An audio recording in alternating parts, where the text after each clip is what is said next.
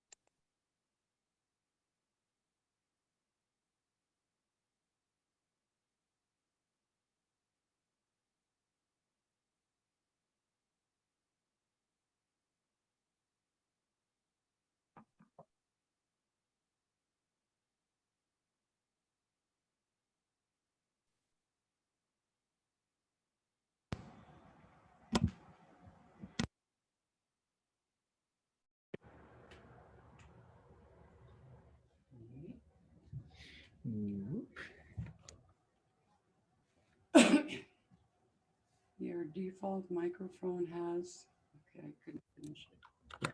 Has changed to MacBook Pro microphone. Okay.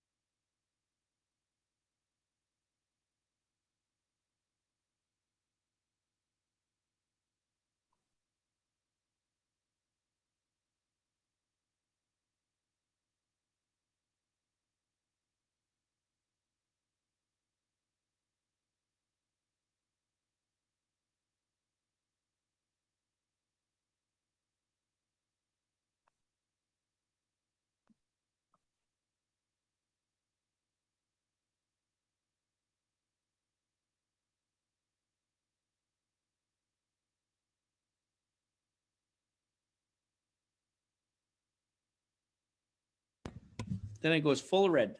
Yeah, it's unmuted when it's.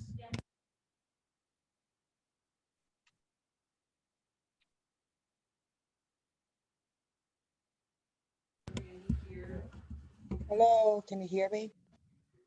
Oh, it rings down. Should be Can you able to hear do it me? now. Oh, so the red means it's on? Yeah. Go first. Denise, can you hear I'm me? not. I can hear you. You can, Denise? Can you hear Is it, me? is it, am I being heard through here? Oh, yeah. TV again. Yeah, no, it's through the Yeti. Right. But you can't hear me. Orlean, you could hear me? There we go. All You right. can't hear me. We can hear you. I can hear Denise as well. Got to turn on the TV. No, it's just, The chief is thank not you, Ty. hearing me. Yeah, no problem. Okay, we'll get started in 2 minutes. The chief is not hearing us. You can't hear me? You can't hear me? Can you hear us, Chief? Bob, can you try and talk, Bob? What's Let me that? text him. PowerPoint? The one that, Lois. Yes. Yeah. Okay. Bob, I can't hear you. I don't oh think yeah, the I chief. put it on mute. Chief, can you hear me now? Yes. Yes. Okay, there we go. All right, good evening, everybody. We'll get started in 1 minute.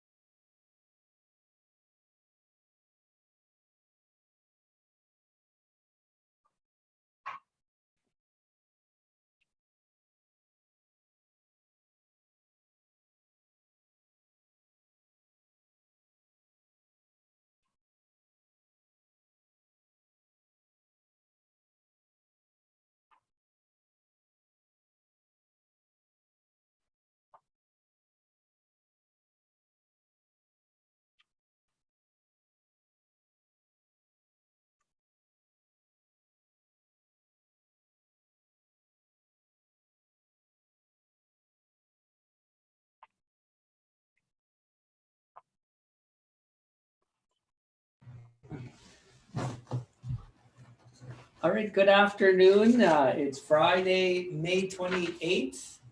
This is day 2 of the Cowessess First Nation General Assembly. I have with me Pat Sparvier. She's going to start us off with a prayer. So Pat, Zoom and the floor is yours. Thank you. I want to welcome each and every one of you to this awesome assembly that we had yesterday and for tonight. And in your own way, help me say the prayer as we pray for all of our relations.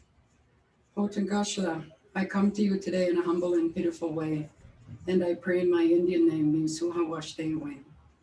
I pray for good health, happiness, help, and understanding for all of those who are having struggles out there. For the old people, I pray, Grandfather, that you look after them in a good way.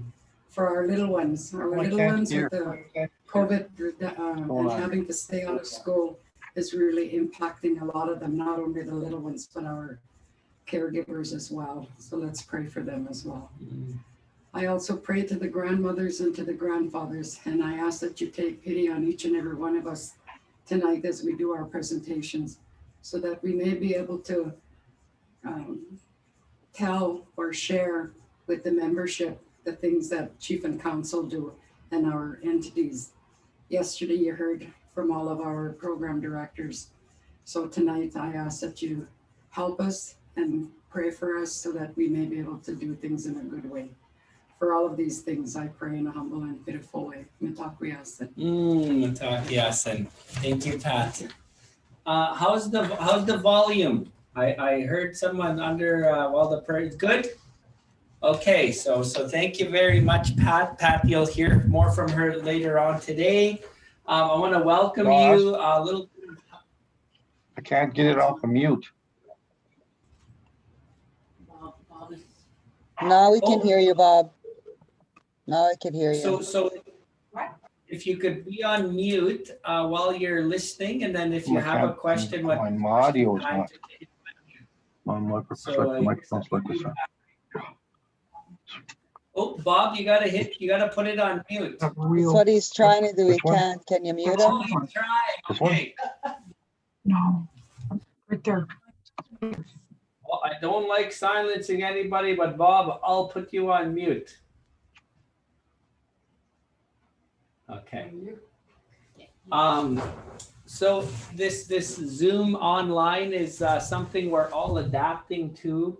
I wish we could have been in person, but to keep everybody safe, we still want to fulfill our constitution of 2 assemblies a year. So I welcome you all to the second of our 2-day General Assembly. I just wanted to show you something really quickly before we start our first presentation for the night. Of course, I'm always trying to be ready for everything here, and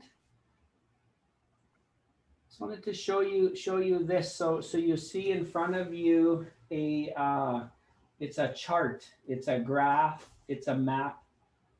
This is Cowessess First Nation. As we move towards self-government and strengthen our governance and our self. This is a map of how we understand our institutions internally, our areas, our entities. So yesterday, we focused predominantly on administration. So you see that one on the top, it's just at the 12 o'clock on a clock symbol. That was yesterday. Today, we're going to focus on the governance. So chief and council are a part of everything. All the grants and the budget and the audit, it's the council that approve those. And so council kind of, our hands out, noses in, always involved in many different areas, but we empower. We empowered our program managers yesterday to do their thing with the executive office, and they did an amazing job. Today, we're going to have treaty land entitlement. Our chair trustee, Barry, will be presenting. We then have ventures. Our business looks after our businesses. We have Chief Red Bear Children's Lodge. That's our new child welfare organization. Little Child Community Development. That is our gaming, our inherent right to gaming. We have Mikiwam Housing, Inc. It's a strategy board right now, helping us with housing. Eagle Women Tribunal is our judicial system for Cowessess. It's going to help us get along a lot better in long term. It's going to help us with disputes and keeping everybody accountable. And then we're going to end the evening with chief and council are just going to each have a moment to share. Some council may look busier than others. We're all doing our thing to help our great nation. Just because we didn't present yesterday didn't mean we're a part of that. We're the ones that approved the final plans and everything. But yesterday we just empowered our directors and our executive to present. So this is our chart. This is something that we use as a map. So without further ado, we'll get into our first presentation of the evening. And I'll call on our one and only Barry Sparby. Come on down. You're our first presenter of the day. You get everybody sharp right now. Usually by 8 o'clock, we're kind of fatigued. Just like the PowerPoint's kicking in here. There we go. So this is day 2 of the assembly. Really quickly, before I get to Barry, I just wanted to mention our vision from our 2010 community planning book. We respect and honor the diversity of our First Nation, and from this strength, we will all walk together to flourish as a united, healthy community for generations to come. And our first presentation tonight is treaty land entitlement. So without further ado, Barry will do the slides, and then I'll take down the slides and we'll have a little talk. All right. Good evening, everyone. Just the slides or the PowerPoint presentation. Now let's go over almost word for word. But the role of the trustees, we signed a trust agreement back in 1996, March 14th. I remember that day very, very, very vividly because watching them sign, and there was. Drums going, and my hair stood up in the back because I felt so empowered and felt so good for the future of our community, I guess, or our First Nation. But I remember that very vividly. I was at that signing. The trustees' role to manage investments and purchase land and transfer land to reserve status. A current value or a trust at the end of October reporting for, Sorry, Barry, they're not Yep. seeing what we're seeing. oh, really? Yeah. Our first, Good. oh, There it is. There it is. do you see it? Yeah. Okay, so just don't show it on the, okay. You don't see it, my other part of my screen, do you? Okay, let's do it like that. All There we right. go, Barry. Anyway, getting back to that, the value of our trust and how much money we have left, we have as of March 31st in our audit was $15,622,830. And since then, we've sold some land that we couldn't turn to reserve status. So as of April 30th, it went up like to $17,297,708. The TLE purchased 98,581 acres, but 3,000 acres of that has been sold because of complex third-party issues. In some cases, we've been working on maybe 15 to 20 years, and the federal and provincial government can't come to or we can't get past their third party. They say yes or no to it, and we fought all we can with the chief and counsel, with our lawyer, and so we decided to sell it. Of all those total acres, 80,000 have been added to reserve, and we still have 15,541 acres are in fee simple, which is the trust is property right now, and we're trying to turn that into reserve status. That's divided amongst 36 active files. Additional land we've been looking at, but we're getting more choosy, and right now we're focusing on the developing of the lands and transferring it to reserve status, the 15,000 acres that we have left. Ooh, where's this one? Always starts. Yeah. I'll introduce our trustees. Our on reserve trustees, a new trustee, Joanne Buckles, we just appointed in a couple of months ago. Yeah, 2 months. In April. Linus Lara is his second term as a on reserve trustee. Myself, Barry, I was there in 2000 to 2006, and this would be my second term here this time. I was reappointed just a couple of months ago. Our off reserve, Dolores DeLorme, she's from Saskatoon. Kevin Friesen, I believe this is his second term or third term, I'm not sure. Second term from Prince Albert. Janice Thompson, she's lives in Indian Head, Saskatchewan. And our counselor that sits on our trustees is Malcolm DeLorme. What's the down arrow? Oh, that one now. There we go. The financial institution, the Royal Trust Corporation is a substitute institution for the Cowessess TLE Trust under the terms of the trust agreement.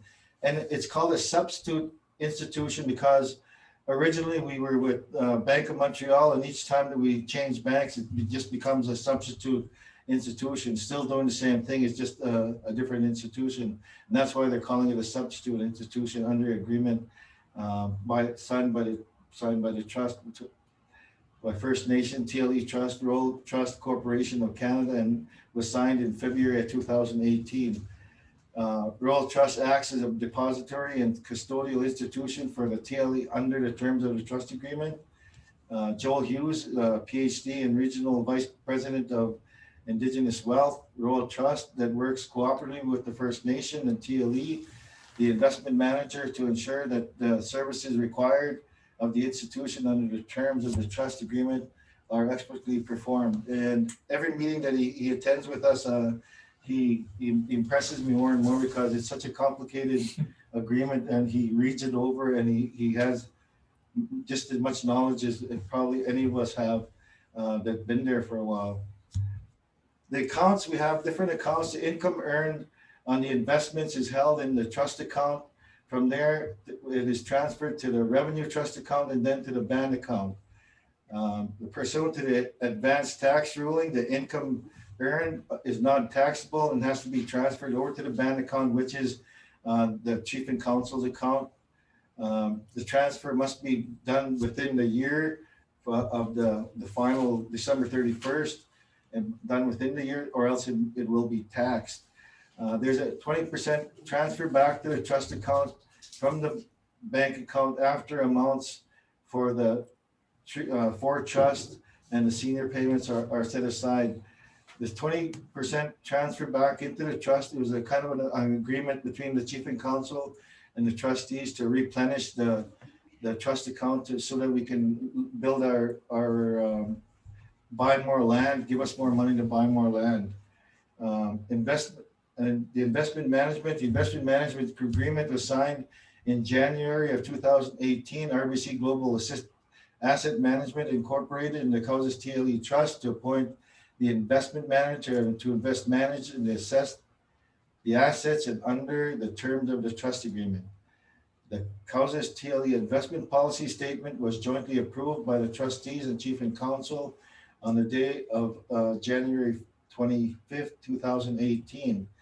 The investment policy statement applies to the management investment of the trust property as defined by the trust agreement and contains investment objectives, guidelines, and monitoring procedures, which is adhered to by the trustees, RBC, Global Asset Management, or the advisor providing the services in connection with the trust. Basically, the policy is we give them a floor and a ceiling, and they have to keep it between them, between the floor and the ceiling, so it can make us money. Under advisement from RBC, right now, he recommended to us that the investment policy statement be amended to shift to the global markets and to reduce the cash holdings as the returns are very low. Right now, with the pandemic, all the investments kind of, they're actually better than I thought they would be. So we're doing quite well with our investments, but he still stated that we should have another look at it to maybe redo it to apply to today's market. The investment performance, the long-term investment strategy, the policy target mix of the first quarter ending March 31st, 2021.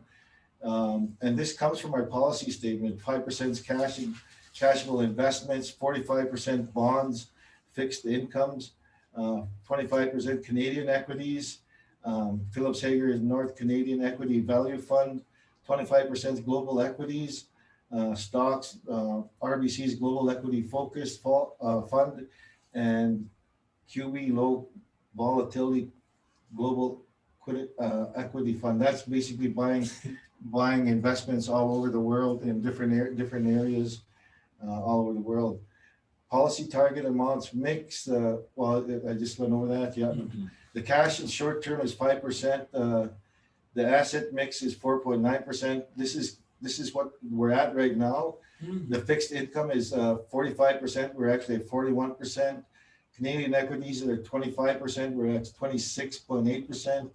And the global equities is 25%. We're actually at 26%. And I just mentioned because of the state of the market and because of the pandemic that was switched up, or our manager thought it would be a better idea to go into some of those instead of keeping it the way we have been having it, and he's done quite well. Land acquisition, reserve creation. We have a total of 98,581 acres of land that has been purchased, with 80,000 acres, 80,040 acres turned to reserve status. 3,000 acres of that 98 was sold due to the third party issues, and 15,000 acres we still have at TLE Holdings Inc. and it's in fee simple. We're looking at turning it to reserve status. We actually have a meeting with Canada and Saskatchewan next week to go over some of the things that have to be done within the land that we have in order to get it to reserve status. Third party, well, we sold a 3,000 acres because of we couldn't get the complex discharges of and time consuming process, costing us paying taxes every year. So we decided to sell. Some of the reasons were it's called gross royalty trust certificates. Saskatchewan gave those out like in the 1930s, and they wouldn't take responsibility. Didn't want to distinguished them or extinguished them. So we had no choice but to sell the land. The CDA, the conservation development areas, in addition to third-party interest, the annual property taxes that have been paid becoming costly. Some of these lands were in fee simple for up to 24 years. Some of that land that we just sold a couple of months ago was we bought it 24 years ago and still didn't turn it reserve status because of these third-party interests. The trust obtained more than fair market value of these lands. I think it comes up later, but if it's not, I'll just speak on that when it does. This is the land acquisition and reserve creation at the signing of the agreement. This is as of May 20th, just last week. So as of May 20th, our equity acres, how much our settlement agreement agrees that we can buy, and Canada and Saskatchewan agreed to turn it to reserve status, 198,367,000 acres. And I think our shortfall acres, which we reached in 2008, 53,312.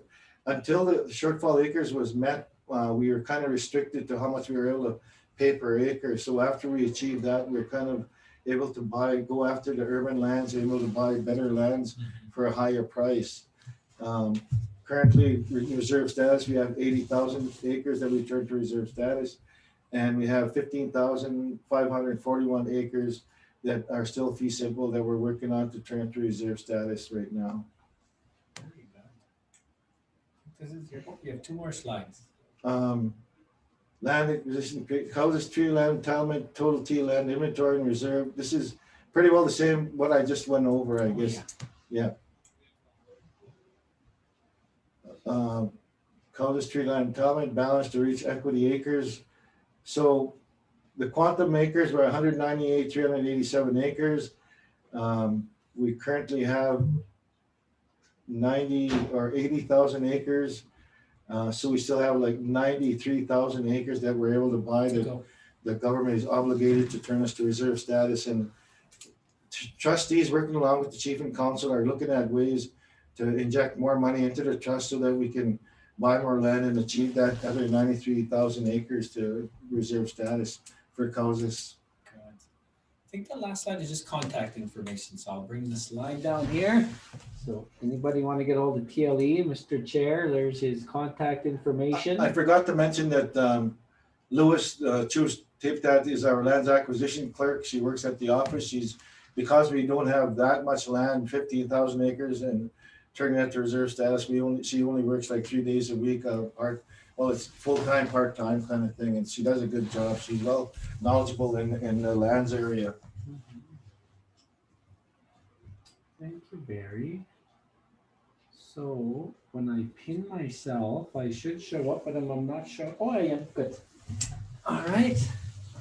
Well, thanks, Barry. So detailed, and I'm absolutely. I know. I don't know why I'm not. For some reason, I'm not pinged. I should be the main screen, but I'm probably just a little screen to some of you. That's how you Is that how? But to you, I'm not. That's my phone. I can Oh. make whoever's talking. Okay. Anyways, we're gonna make this work. Sorry if I'm not the big screen here. We're trying to figure this out, but Barry, just a few things. Sure. TLE sells land. You sell the land because it can't turn to reserve status. Yes. Some of the land you've sold recently has been sold for 4 times or even more what we bought it for. I can't tell you the numbers off the top of my head, but some of the land that we bought, we paid 30,000, 26,000. Over the years, we paid taxes to it, and it's now assessed at sometimes $105,000, $120,000. So that's the assessment that we wanted to sell it for. Plus, we added on all the taxes that we paid all those years on each quarter of land, and we got. I'm confident in saying we got more than what we put together, including the taxes, what we originally paid, and the assessment. Yeah, and then it goes back into the trust. It goes straight back into so the trust, so we can buy more land. Yeah. The end goal for TLE is to hit quantum, which we still have 98,000 acres to go. I think 93 or 98. Somewhere around there. Yeah, yeah. So with I think we have 15 million in the trust right now. So we're gonna have to figure out long term how to reinvest. But you guys are doing a great job. The pandemic investments have handled well. They went down a bit. I think in June last year, Gord was showing us at our meeting, but it's gone back up. It's almost recovered in some cases. Some of those equities that globally or nationally Canadians have actually gone up more than what they were back in June and May of last year. Good. I had one more.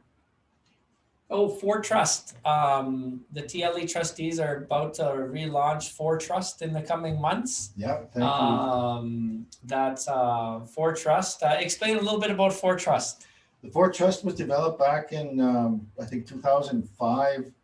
I was the chairman back in 2000, 2006, and we developed that because the For Trust is the one and only way that individual members can receive money or get money from the Treaty Land Entitlement Trust. And so we put that together. It's kind of been on hold for a while, but it's coming back. I got the word from the Chief and Council that we're going to be handling that again.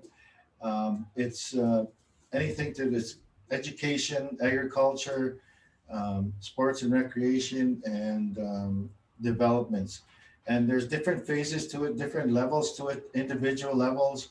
You can get so much every 2 years if you want to buy a computer, if you want to pay for your hockey fees or your lacrosse fees or something like that. There's other levels where if you want to develop a business, you can get that money. And the community, there's even room for community. The First Nations Chief and Council can access that money if they want to develop, like say if they're going to fix up the old rink, or they're going to redo the ball diamonds or something like that. Even the arbor or the new Good. So it's like our own CDC. That's community. exactly. So get ready, citizens. We're relaunching our For Trust. I have nothing else on TLE. I just want to go to see if was there any questions. There was a comment, it's great to see women as the trustees finally, a great job, trustees. Nice. I just wanted to, totally nothing about TLE, but I'm wearing my Ethan Bear jersey today. I'm a Flames fan by heart, but totally about ending racism. Hockey's for everyone. You raise some very good athletics. You are someone of an athlete. Any comments on what's going on in this world with sports? Well, when this came up with Ethan and last week, I was thinking about my kids, and I remember we started out in Grenfell and Broadview. Then in order for them to play better hockey, better coaching, so I thought I brought them to Esterhazy. And the very first time that I brought them there, I remember this one young kid saying, "Oh no, not one of them." And I thought, "Oh shucks." Yeah. But it actually worked all out, because now that one of those, that same guy is my oldest son Tony is kind of his buddy. Oh yeah. And he's right from Esterhazy. Yeah. In junior hockey, my oldest son Tony was listed by Esteban, and he went there to try out. And after one of the practices to try out, someone took his stick or put his equipment in another room and stuff. So he just quit. But we went over to Wawasee, and he played there for a while. With my younger son BL or Barry, he played for 4 years in Yorkton, and there's many things there. He was one of the better players, and never got rewarded for it. And even some of the fans said your boy was the best player there, and they still didn't reward him. They'd come up to me and tell me that at the awards night and stuff. He won a championship there. He won 2 of them. Yeah, I remember that. Got beat out in the national championship in the second year, but I did. And then your grandson is a lacrosse player. My big boy. Taylor he named him after my dad. My daughter's boy. He's like he's bigger than me, and he's probably twice the weight of me too. But he plays lacrosse, and he plays goal. He's at the the provincial level. Yeah. He's pretty good. And this year, hopefully, he's going to be going to the national That's right. tournament. Our Cowessess athletes deserve to be at the best, and we wear jerseys today because we don't go to that low level, we take the high level. So I was going to try and find one this morning. I couldn't, so I phoned my buddy, and he wasn't home. Of course, he's already gone. you should have pulled out the 70s Cowessess Indians jersey. I don't know if we have I was anymore. telling the staff there. I have when the Mighty Ducks first came out. I have one of those, but we're not wearing that one. Any last comments or questions? One last question. So how does one apply to for trust? There is an application process. We are going to be meeting. We have to meet with chief and council in order to set a budget, and then we will be sending out, or we will be posting it probably on the website where they can download it and apply, and with all the explanation with the trust itself and the rules, and then the application, and there's a kind of a process in the application. So we'll be putting that out probably on the website as soon as we can meet with the chief and council. So chess squad, just for a little bit longer. We kind of gave you the preview, and we'll roll it out as quick as we can. And so just we'll market it as best we can. Well, thank you, Barry. Tell the trustees keep up the great work, Lois, and we'll move on to our next presentation. So thank you again. All right, our next presentation is going to be on the on Zoom. So I'm gonna pin, and I don't know if it shows, but it should it does on mine, but I don't know why it doesn't show on the actual. I'm looking at the screens beside me, but good afternoon, Eva. Hello. Oh, there we go. I can hear you. So Eva Coles is our CEO of Chief Red Bear Children's Lodge. It's our newly launched child welfare organization. And Eva, what would you like me to do first? I know you have a video you want to share. Did you want me to give the screen to somebody? Yeah, I have myself fully on, but then it shows me muted at the same time. It's kind of funny. Okay, I can hear you. Okay.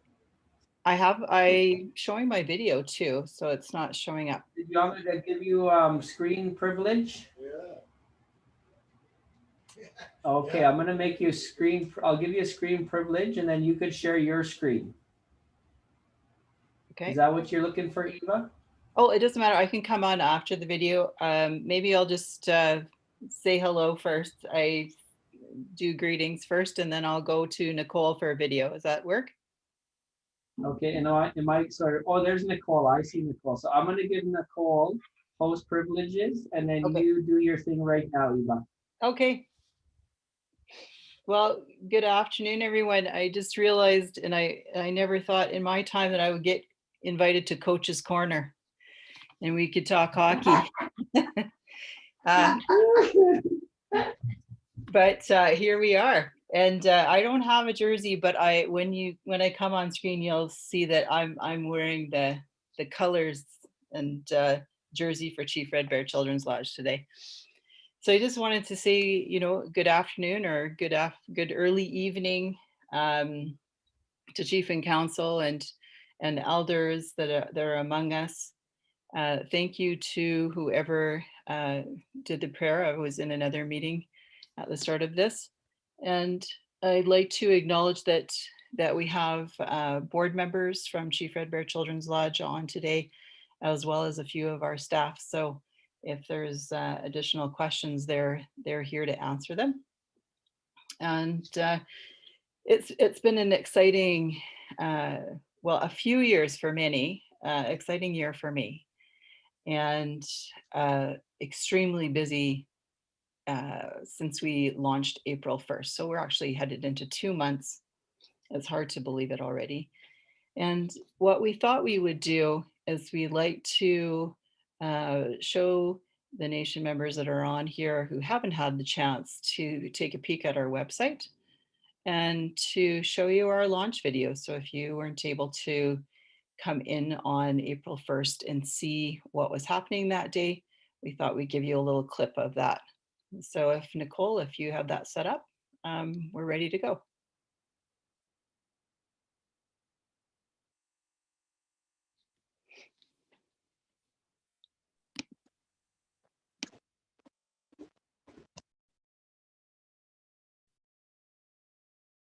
Did you see it up there, Eva? Just for like 2 seconds it was there. And then all of a sudden Denise was there. Yeah, it showed up, Nicole, for about 2 seconds. Okay, so you can see it. There we are. There we go. There's a real good looking guy on your screen right now. I know. His name is Vanna. Apparently. Okay, I will start the video here. So this is our website here. All of our contact information is right up at the top, as well as you can see all of these little clicks. You can just, it'll take you right to Eagle Women's Tribunal webpage. We have photos. Our board of directors they're also on here. So if you just click on Johnny Z, it'll give you his bio and his contact information. If everybody, if you need any, if you need communication with anyone. And then we also have our team listed on here as well. So just navigate around if you guys want. Right now, I'm going to show you the video just to start us off.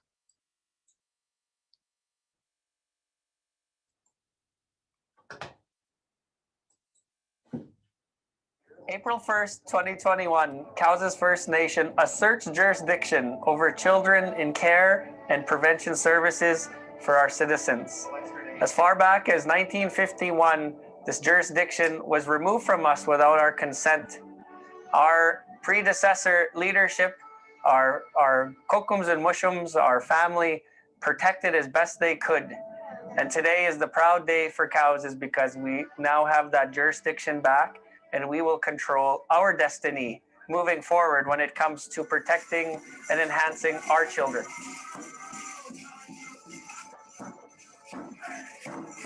Today is a day that's very special in history of Cowessess. Because if there's one thing that every one of us do, it's to make sure that our children have a better life than we did. To make sure that our children could be dreamers, that they don't have to go through what some of us have seen in this life. And that's what makes today so special. In the last 2 years, Cowessess has been on this journey of creating something from an idea, from a coffee that an elder and a chief had at a house on this reserve. That let's do this. Let's just not talk about it and find excuses of why we shouldn't. But let's just do it, because that's the Cowessess way. To create a family-connected model, a child welfare system that is better than we've ever seen before, and we will work towards a gradual transfer of any children that need to come home. We'll build a center of excellence. It doesn't mean that all children are coming home, as the chief said, but those that need to come home absolutely will. Children are our future. They're our responsibility. They're not just Cowessess kids. All of the children in Canada, they are our responsibility. They will become our future. We need to help them grow. As old ones, we are grateful that this day has come. And to all the children, we call you home where it is safe, where it is culturally appropriate, and where, as the saying goes, it takes a community to raise a child. 7 different treaty areas, the 72, 74 First Nations, the 110 communities, the 140,000 First Nation citizens. We bring our congratulations, and we stand with you as we take our children into that better day. We send you home from a wish. We send you home from a prayer. We send you home, and you sing back. We give you kisses to help you grow, and songs to let you know that you are loved. As we give you roots, you gave us wings, and through you we are born again. Our everyday miracle, our everyday smile, our forever home is inside of you. Thank you for joining us. Thank you for choosing us. Thank you for becoming the best of all of us. We send you home Thank you for singing back. Welcome to the world. We love you.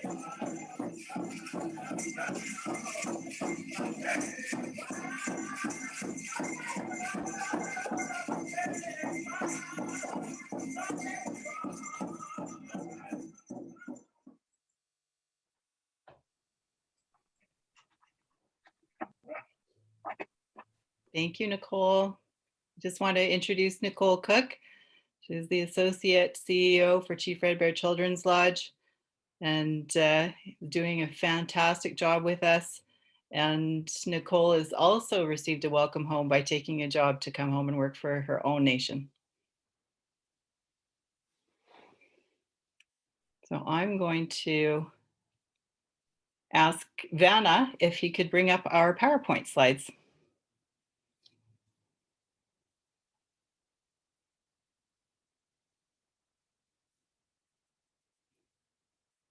Do you have to give back host? Yeah, I was just gonna say I have to give back host, I think, so I'll give him. Okay, once I get back host, Eva, I'll share your slides. Thank you, Nicole. Yes, there you go. We're getting used to this Zoom, everybody. Sorry about the delay. All righty, so I'm gonna move right on. Okay, so Eva, I'm your Vanna White. You just tell me to go to the next slide. Okay, I think you can go to the next slide. Because we were talking about April 1st is what you should be aware of at this point in time is that the fiscal agreement as well as the coordination agreement that go along with the new law, with the Mi'kmaq Act and with the federal law are currently completed and on their way to the Prime Minister's office for signing. And we're very hopeful that we're going to get that positive response really quickly and that official document signed. And I don't know, Chief, if you wanted to say any more on that, but that's where we currently are. We had a celebratory meeting last week to thank everyone from the team because we were officially done the coordination agreement meetings. Absolutely. It was a great year of talks, and I'll bring it up when John and I talk at the Chief and Council time. Okay, perfect. So, so year one, we are shooting for a 2-year agreement. That's where we're headed, and we've finalized that funding amount. We're, as we say, we're yet to have that signed, and what it will include is the startup money. So starting up Chief Red Bear Children's Lodge, the capital. So any buildings that might go along with that, our operations, prevention, protection, the startup of protection services, all our data and software and dispute resolution services, you name it. It is. Eva, we can't hear you. I'm not sure if everybody else lost your volume. Okay. We can hear. I can hear her. Okay. Let me know. I'll stay still. Hear you. Nicole, can you hear her? Oh, Nicole, are you still there? Yeah, I'm here. Okay. Let me know if I'll just try and stay really still, just in case that's me trying to be animated. No, I think everybody else can hear you. Yeah, we can all hear. All righty. All right. The biggest difference with an agreement like this and what makes it unique in Canada that other First Nations aren't experiencing is that the line between on and off reserve has disappeared. For Chief Red Bear Children's Lodge, we will serve all 4,300 citizens across the country. And so that's a big thing to do, is to figure out how we will do that. And so far, our aim is to set up our prevention services to go across Canada. And we've learned a lot virtually of how to offer a lot of different programming virtually. And then we are also working on child protection files across Canada already. So we have Cowessess families in BC, Alberta, Saskatchewan, obviously, Manitoba, we've recently had one in New Brunswick. And so we are tracking all of their court involvement and working with social workers in regards to their cultural connections, etc. So it's a big amount of work because we actually haven't hired all our staff yet. So we're doing a great job so far, and really getting into that. In terms of prevention, in the coordination agreement, the areas that we will be funded for, but we are not yet, but we will be, are prenatal, postnatal, youth services, family services, healing and trauma services, protection services, all for on and off reserve as the years go by. So we do have a strategic plan that the community was invited to be part of, and we also have a 5-year plan. So, Vanda, you're going too fast. Okay, so one back, perfect. So currently, if you called our office, and we have many more offices or programs than this, is we're offering women's programs, men's programs, mental health activities, individual counseling, equine therapy or horse therapy, fitness passes, personal care packages, family circles, cultural connections, and cultural packages. So these are for children in care. The cultural connections is a lot of it has been for children in care, but some adults living away from Cowessess have requested different things be mailed to them from Cowessess as well. We have a lot of interest in cultural connection from Cowessess people from all over the country. It's already happening. We have a 1-800 number and a contact us, and we do have families contacting us every week, asking us for things that they just have questions for us.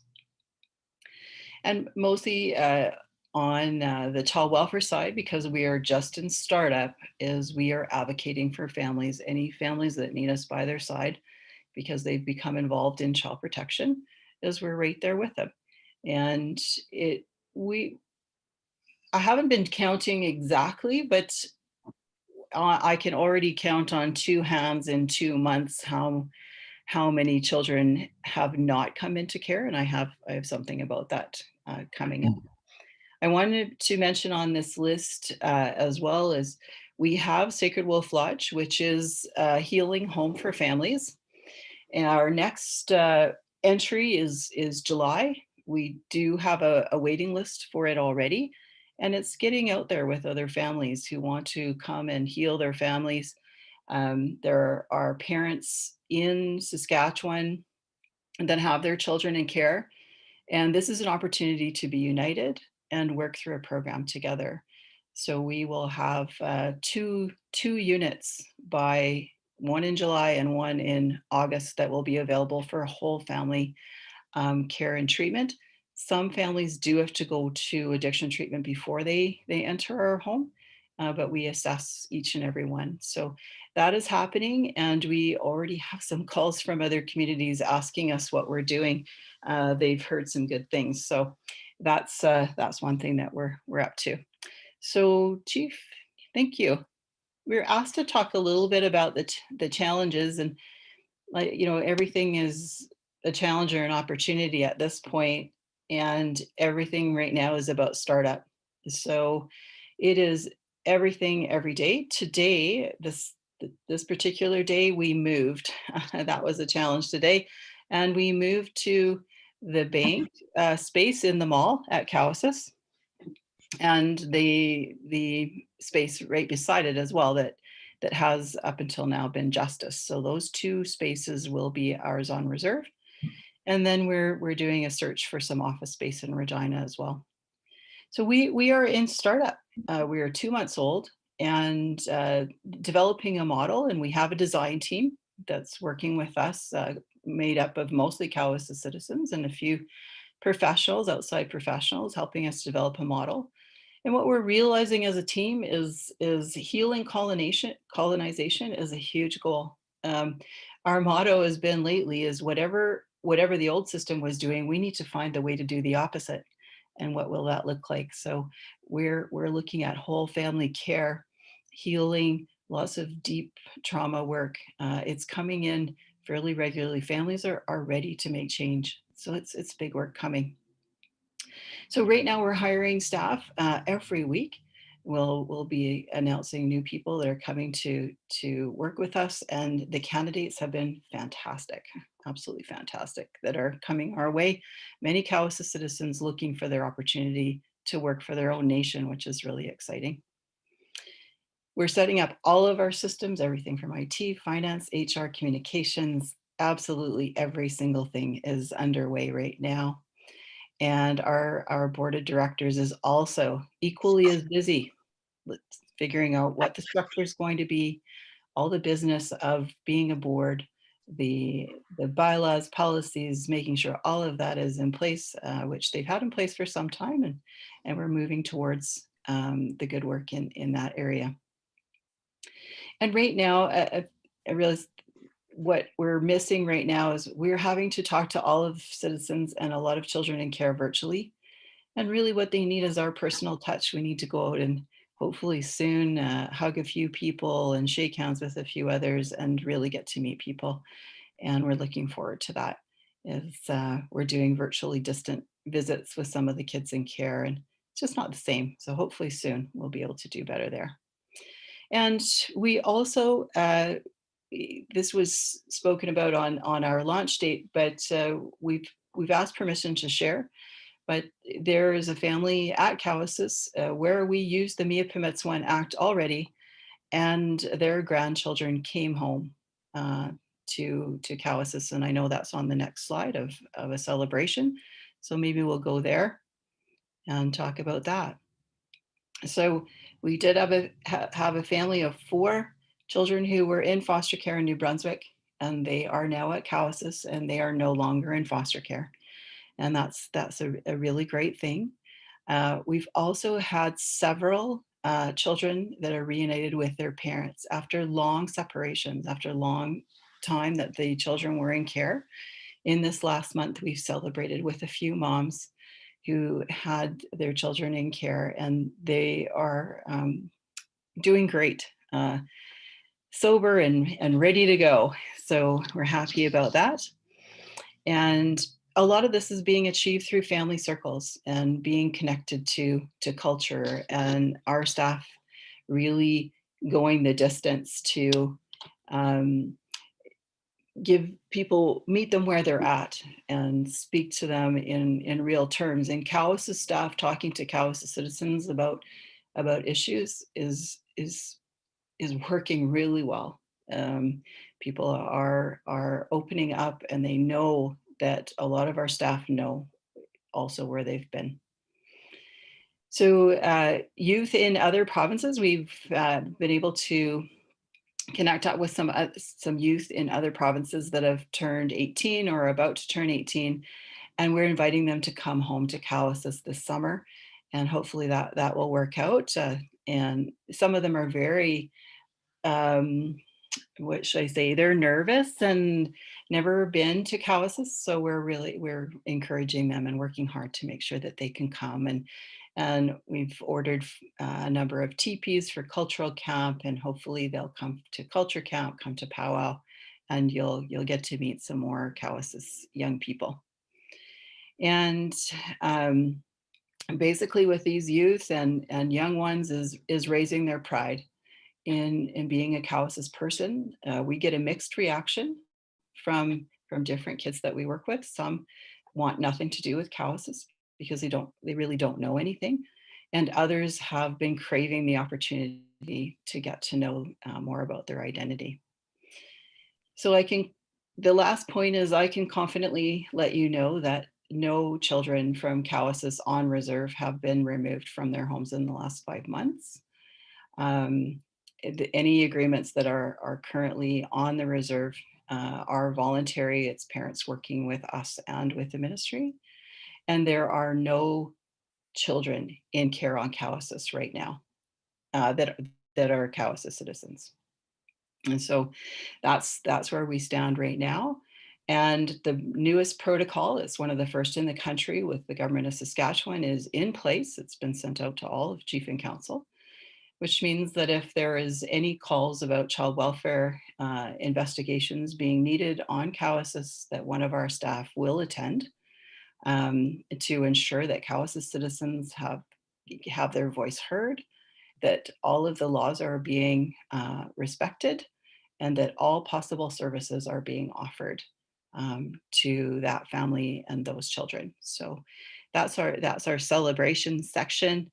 And that nears the end of our presentation. I believe there's one more slide, and then we'll be open for questions.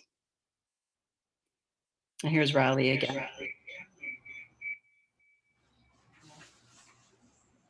Awesome.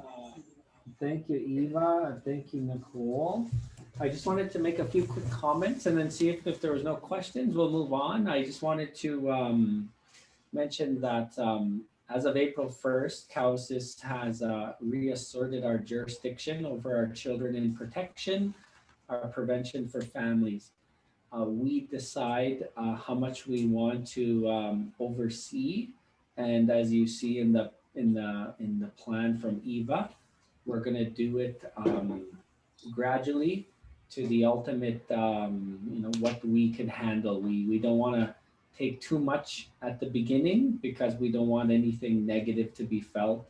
Every province we've worked with so far, jurisdiction-wise, has been welcoming, and we're the only First Nation in Canada to get to this point. So it's been a very solid team, Chief and Council supporting, Chief Red Bear overseeing it, and we've been doing a great job. So good job, Eva. I just wanted to give a shout out to Vice Chief Dutch. I seen him watching earlier. He was in the video, so thanks, Dutch. I just seen you in the video, very supportive as well. Is there anything, questions, comments? Okay, Eva, well, thank you very much. Thank you, Nicole. We're gonna move on to our next presentation. Okay. Thank you. Keep up the good work, and thank you to the board that are watching. Come down to the bank and see us. I'm going to unping you. Oh, no, I didn't even pin you. I thought I pinned you. All right, I seen Catherine. There we go. Osam. I seen it. I seen the. Don't tease my grammar counselor, Denise. I seen Catherine. Hi, Catherine. Hello. Catherine is our acting CEO of Ventures. So really quickly, before I bring Catherine up, I just wanted to share this again. So yesterday, we predominantly focused on administration. That's this chartboard with the pencil. Executive Director Angie and the directors did a great job. We already had TLE Barry. We had Chief Red Bear Eva. Now we're about to do Ventures. Little Child is coming up. Mickey One will be talked about, Eagle Women Tribunal. Then we'll end the evening with council, giving each their own chance to give an update. So Catherine, good afternoon. So Catherine, did you want me to get right into the PowerPoint slide? Sure.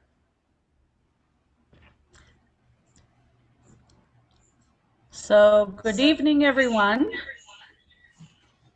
I do have an apology. My slides are kind of boring compared to everyone else's. I'm out at the lake on holidays and I kind of have intermittent access to the internet, so they're very boring. Jessica's is coming up with the project part of the presentation, and hers are much more animated and have more pictures. So you'll have the board first.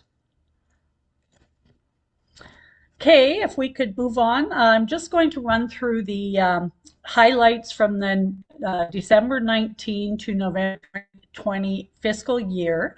It's going to be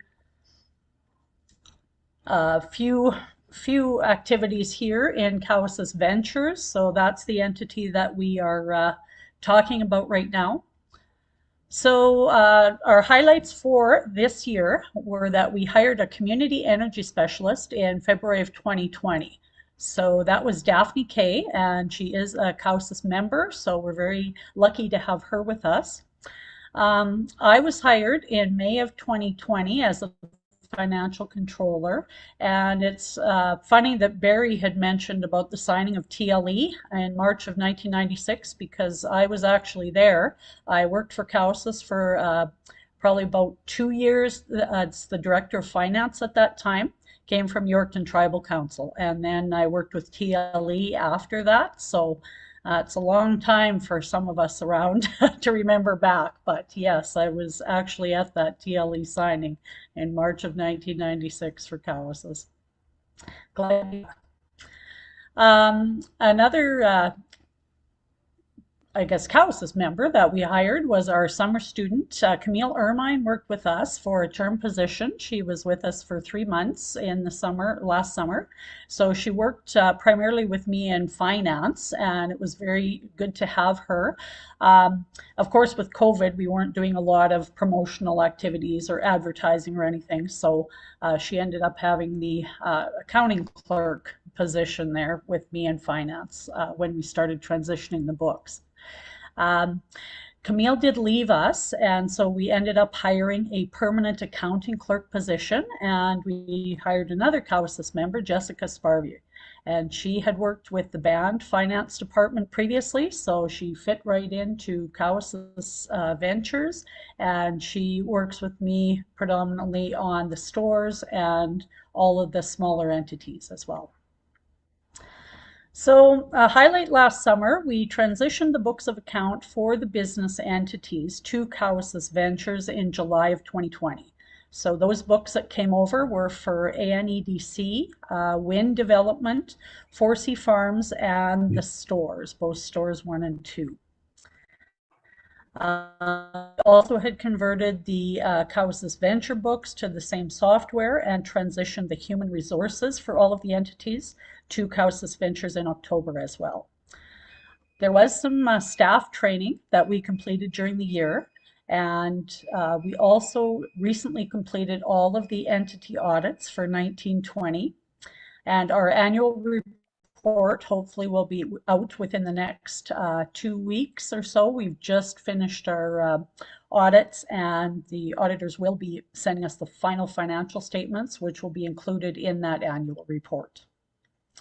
And as I mentioned, due to COVID, there were no sponsored events or gatherings, so it was kind of status quo in Cowessess Ventures for the last year. Okay. Next slide here is we did not pursue any investment opportunities. Of course, as due to COVID, there was reduced funding coming to Cowessess Ventures, and as such, we had no investment capital. So we're looking forward to hopefully getting some of that in within the next few years to make some new investment opportunities and look at some new decisions. We also had Daphne assist with some Cowessess initiatives and projects, such as that solar panel installation and the training that occurred on Cowessess over the last few months. And we'll have, as I mentioned, we'll have Jessica Nixon presenting our updates on the current projects.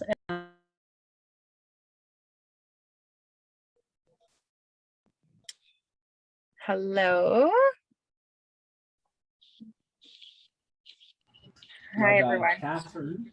Catherine, I accidentally muted you. I was trying to pin you. My bad. Okay. Technology error on my end. And just to let you know, Catherine, Jessica's on as well. So whenever you want her to speak up. Okay. Sounds good. Hi, Jessica. Hi. Okay. Are we ready to go? Not quite yet. Okay. I'll just finish off here with sure. the stores and then transfer it over. Okay, sounds good. Okay.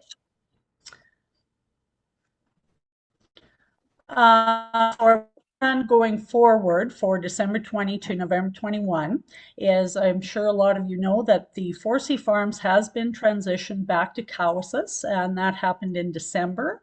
So Jessica and the team at Cowessess will be looking after the farm operations this year and going forward. This year, we also focused on completing our current projects, that was development and construction, and optimized operations in the remaining business entities. We also wanted an emphasis on profitability with the entities we already have. So that was something we're focusing on in this current year.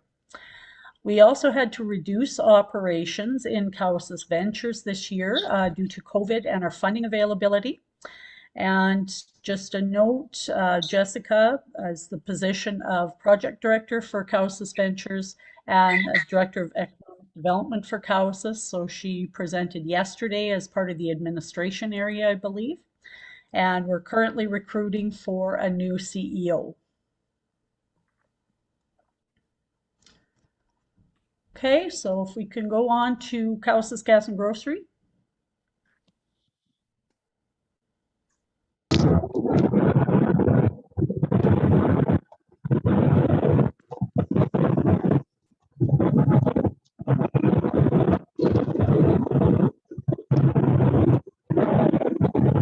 Okay, some highlights from December of 2019 to November of 2020.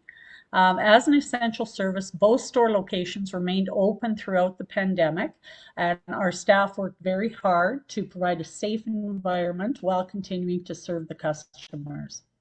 Our store manager Tricia, left us in November of 2020. We thank her for her years of service and her hard work. We did hire a new store manager, DJ Singh, and he started with us on February 1st of 2021. As I mentioned before, we had received direction from the board to focus on some profitability with our existing entities. Of course, contribute to those entities to provide investment capital and also to give back to Cowessess.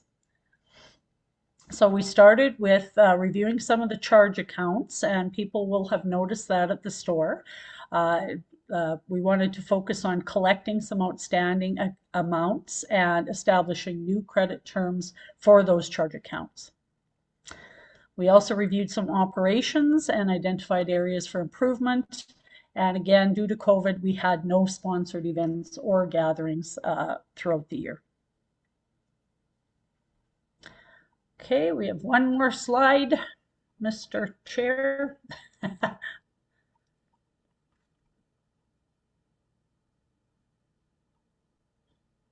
Okay. Oh, two more slides, I guess. So in conjunction with our store manager, he will be working with the venture staff and the store supervisors in 5 main areas this year. So we're wanting to optimize the staff, make sure the staff has training, and revise the wage and benefit structure. We want to promote and maintain workplace.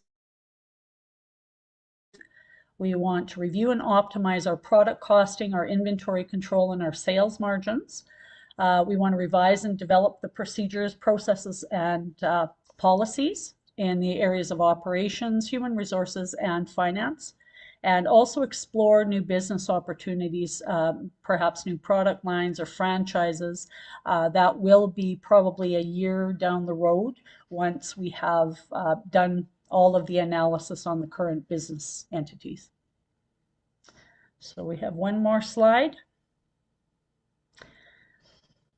And the store manager will be working on the following. So focusing on collections and keeping the charge accounts current, developing a functional just-in-time inventory system at both store locations, holding regular health and safety meetings and participating in the new occupational health committee.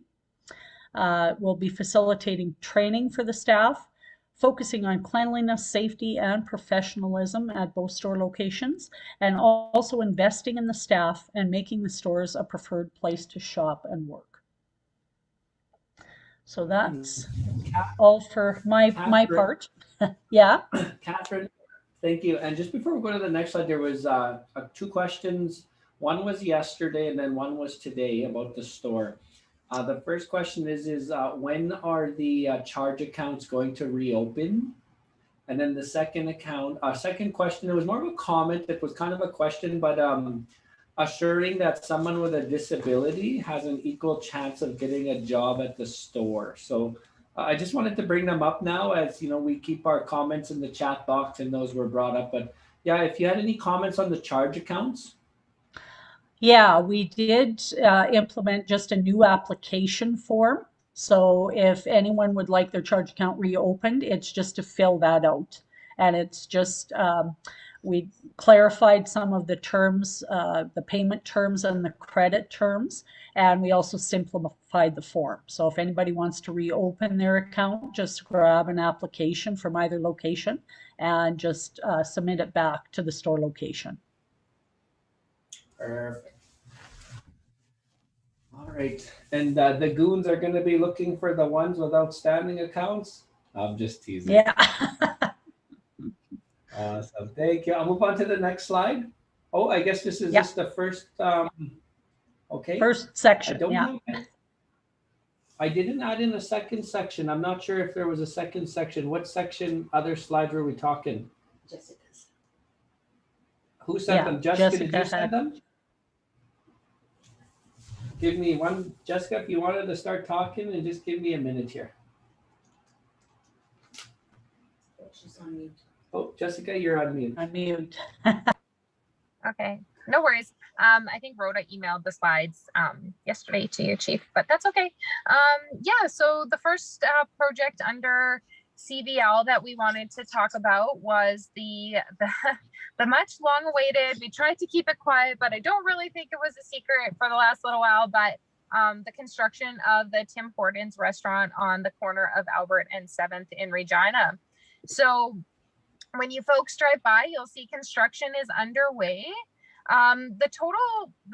Basically the structure of the project is such that Cowessess Ventures entered into a head lease with Her Majesty the Queen for that property located on Albert Street. And from there, Cowessess Ventures then turned around and entered into a sublease agreement with Tim Hortons Corporate.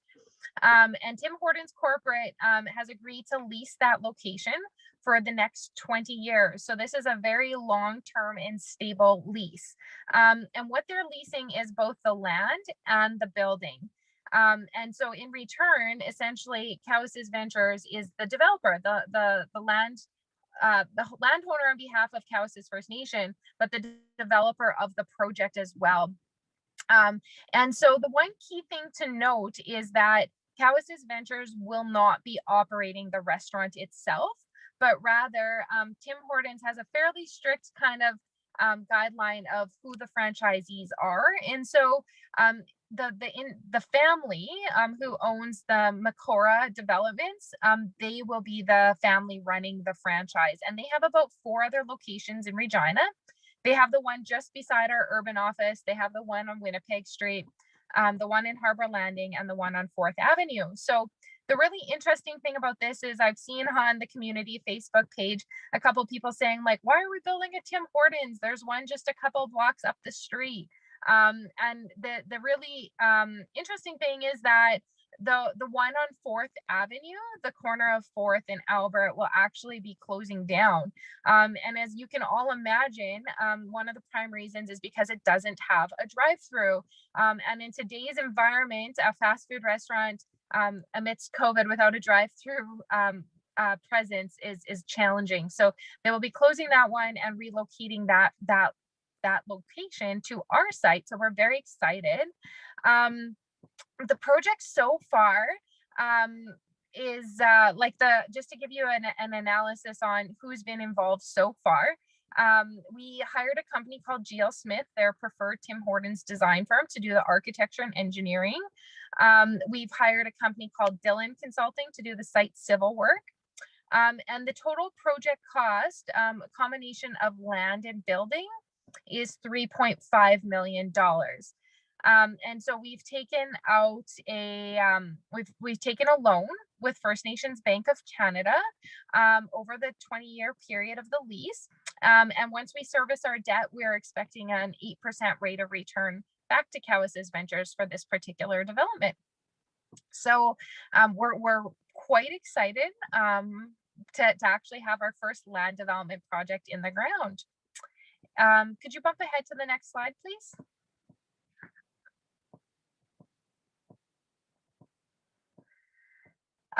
So one of the key, so you can see on the right hand side of the screen here, this is a site layout.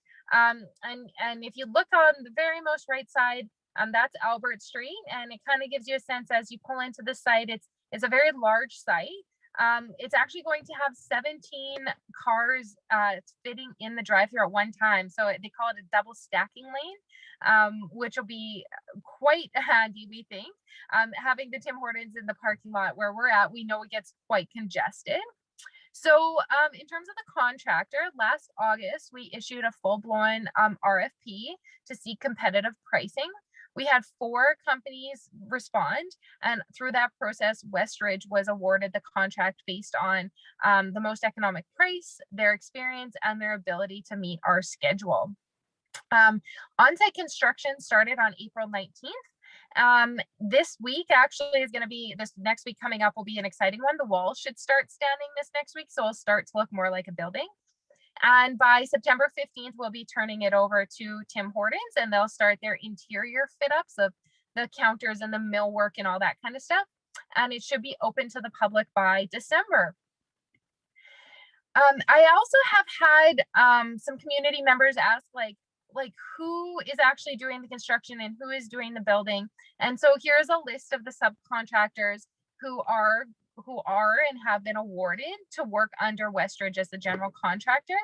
And so what we've asked Westridge to do is we put a call out for resumes, community members with construction experience, and we have passed those on to Westridge. Westridge has hired one individual to work on their crew, and they also passed additional the resumes off to the other subcontractors. And I do believe a couple of them have picked through those resumes and have selected a couple of folks. So that was the result of the call out that we had on social media a little while ago for construction workers. And if there's anybody still who has experience in any of these different disciplines, please feel free to email us your resumes and we'll get them directly to these subcontractors for consideration. So that's the TIMS project. I saw in the chats come up, somebody said something about what about the medical center? Great question. And the key answer to that is this particular Tim Hortons is only taking up the corner lot. So this is only taking up the space where the former Smith's Insurance Mall is. There's still that whole middle lot where Buffet Village used to be, which won't be consumed by the Tim Hortons. And we're actively doing planning work for the medical center / office building on that property, which we hope to have a more solidified update for you folks in the fall on that one. So hopefully that answers your question. Moving on, one of the other, so that's our active land development, urban development project we have on the go. One of our other operating entities under the Cowessess Ventures portfolio is the Cowessess Wind Development. So this is our existing wind turbine and solar panels just southeast of Regina. So this project really is a money maker for the nation. It generates about $30,000 in revenue each month for the power that's, well, between 25 and 30,000, depends how windy and sunny it is, of course. And so the really important thing about having that existing asset and getting our feet wet back in 2013 in renewables has allowed us to build a nest egg, which has enabled us to make our cash calls on our Cowessess solar project, which I'm going to talk to you a little bit more about. So it's really fueling the development for more renewables work on behalf of Cowessess. There's just a couple comments here around the maintenance at the site. We have Saskatchewan Research Council. They've provided support to the site from an engineering perspective since we've commissioned, and we've just re-signed another annual maintenance agreement with them. And so when things happen, like there's additional ice building up on the turbines, or there's a system failure, or for some reason the system shuts down, they're the ones that are getting the alerts and the notifications, and they're the ones that are dispatching their engineering team to resolve those things. But we're really fortunate this year. We've had very minor outages and they haven't been for very long. So we haven't seen, we really haven't seen any negative impact to our revenue from that piece of things. So yeah, that is Cowessess Wind Development. We're happy to have this this kind of longer term asset in our back pocket, because it's sure fueling the growth on new initiatives. We can move on to the next slide.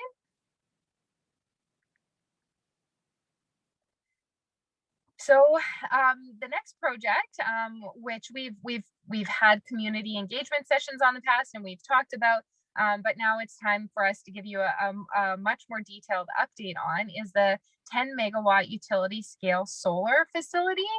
And so there's many aspects to this project. So I'll just kind of walk through them in a little bit of a bundled format. So what is the deal with SaskPower that we have? We've signed again a 20-year fixed price contract with SaskPower to sell them up to 10 megawatts of solar generation annually. So that would be about enough power to fuel or to power 40,000 homes. So this is a significant sized utility project. We've gone through the site engineering and optimization work over the last number of months. And so we've actually procured 13.7 megawatts of solar panels, which is a slightly higher amount than what we have to sell. But as you folks know, it's not always 100% sunny. And there are some system losses. So we need to oversize the project so that at all times we can deliver what our maximum amount is to SaskPower. We've also concluded our facilities interconnection with SaskPower. So you're probably wondering, what the heck is that? Well, basically we can build a solar farm, but we actually physically have to interconnect that to the SaskPower grid. And there's a lot of engineering work that goes around that. And there's also some costs associated with that SaskPower bears. So it's a pretty critical piece of the project development. And the completion of that, along with posting some security, most recently allowed us to achieve notice to proceed with SaskPower. And so we're currently targeting a date of February 15th of 2022 for all of the construction on site to be finished and then to work into the commissioning of the system.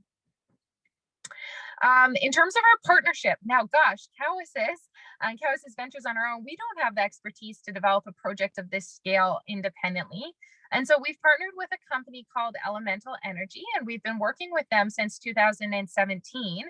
And the way it works is ANEDC, which is a subsidiary of Cowessess Ventures, owns 51% of Cowessess Solar, and Elemental owns 49%. Most recently, we also have the opportunity to buy up to 95% of the project from our partners over the first 5 years. So in 5 years, you can definitely see that we have the ability to own this project almost in its entirety. So our partners, they provide the development services, they oversee the construction management, and once the facility is running, they're also going to provide asset management on an annual basis to the project. And from our side of things, we bring the land. It's going to be situated on Cowessess First Nation land. And we also bring equity contribution to the project. I'll talk a little bit more about that in just 1 second here.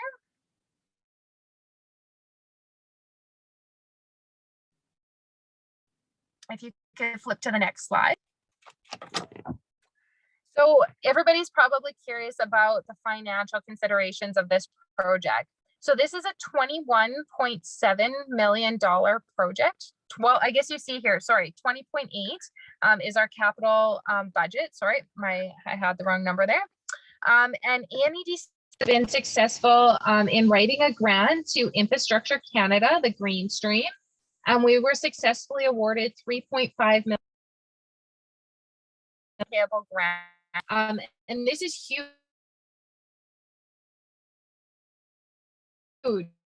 This is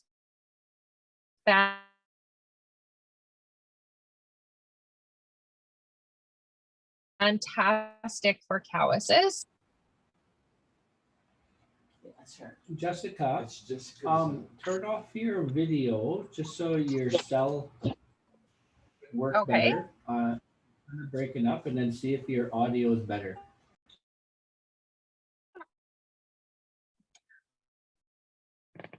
Is that better? Hear me? Yes. Yes. Okay. Okay. We're good to go? Good to go.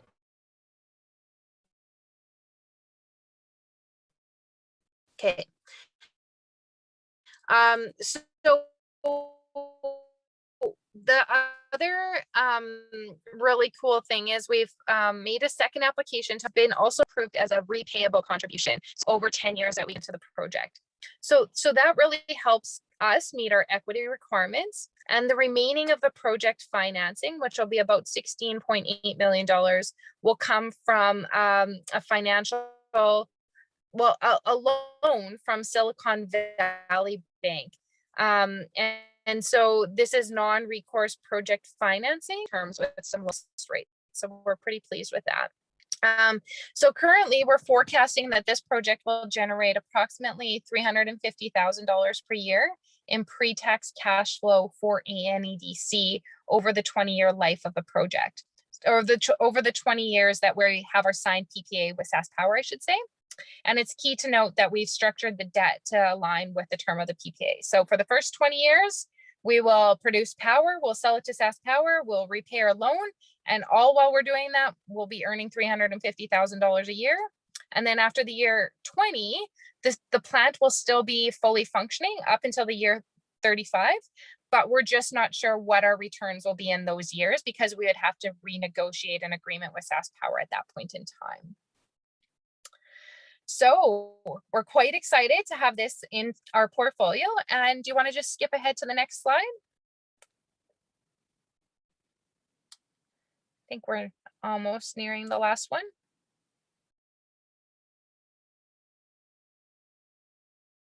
Oh, yeah, the next slide. There we go. So in terms of the project, we've seen significant pressures as a result of COVID and the pricing that you guys have all heard. The price of wood has gone up, the price of steel has gone up, and since the new president in the US has got in, his mandates related to green energy has definitely increased the demand for solar modules and renewables. So where we're at on the project is we have executed the purchase order with a company from Hong Kong to procure the solar panels. So we've purchased approximately $3.5 million worth of panels, and they're currently being delivered in Hong Kong. They'll be shipped by boat and they'll be delivered to our site in September. We've completed the civil engineering work as of May, and Cowessess Driver, which is a Cowessess company, will be doing the on-site road building work. We'll be building approximately 1 kilometer of roadway in the site. So we will be looking for heavy equipment operators from Cowessess to join that project for the months of July and August. And one of the next things on our project to-do list is to issue request for proposals for the general contractor, who will be the company who will come in and basically coordinate all the crews to install the racking and the piling and the solar panels and do all the electrical commissioning work. So that contract hasn't been awarded yet, but we do have a short list already established. So in terms of schedule, June, as mentioned, we'll award the general contractor. July, we'll begin the site roadworks with Cowessess Driver. In August, we'll be doing the piling, which is putting all the posts in the ground. Then in September, the racking and the solar modules will be delivered to site, and then they'll start bolting all of the components together.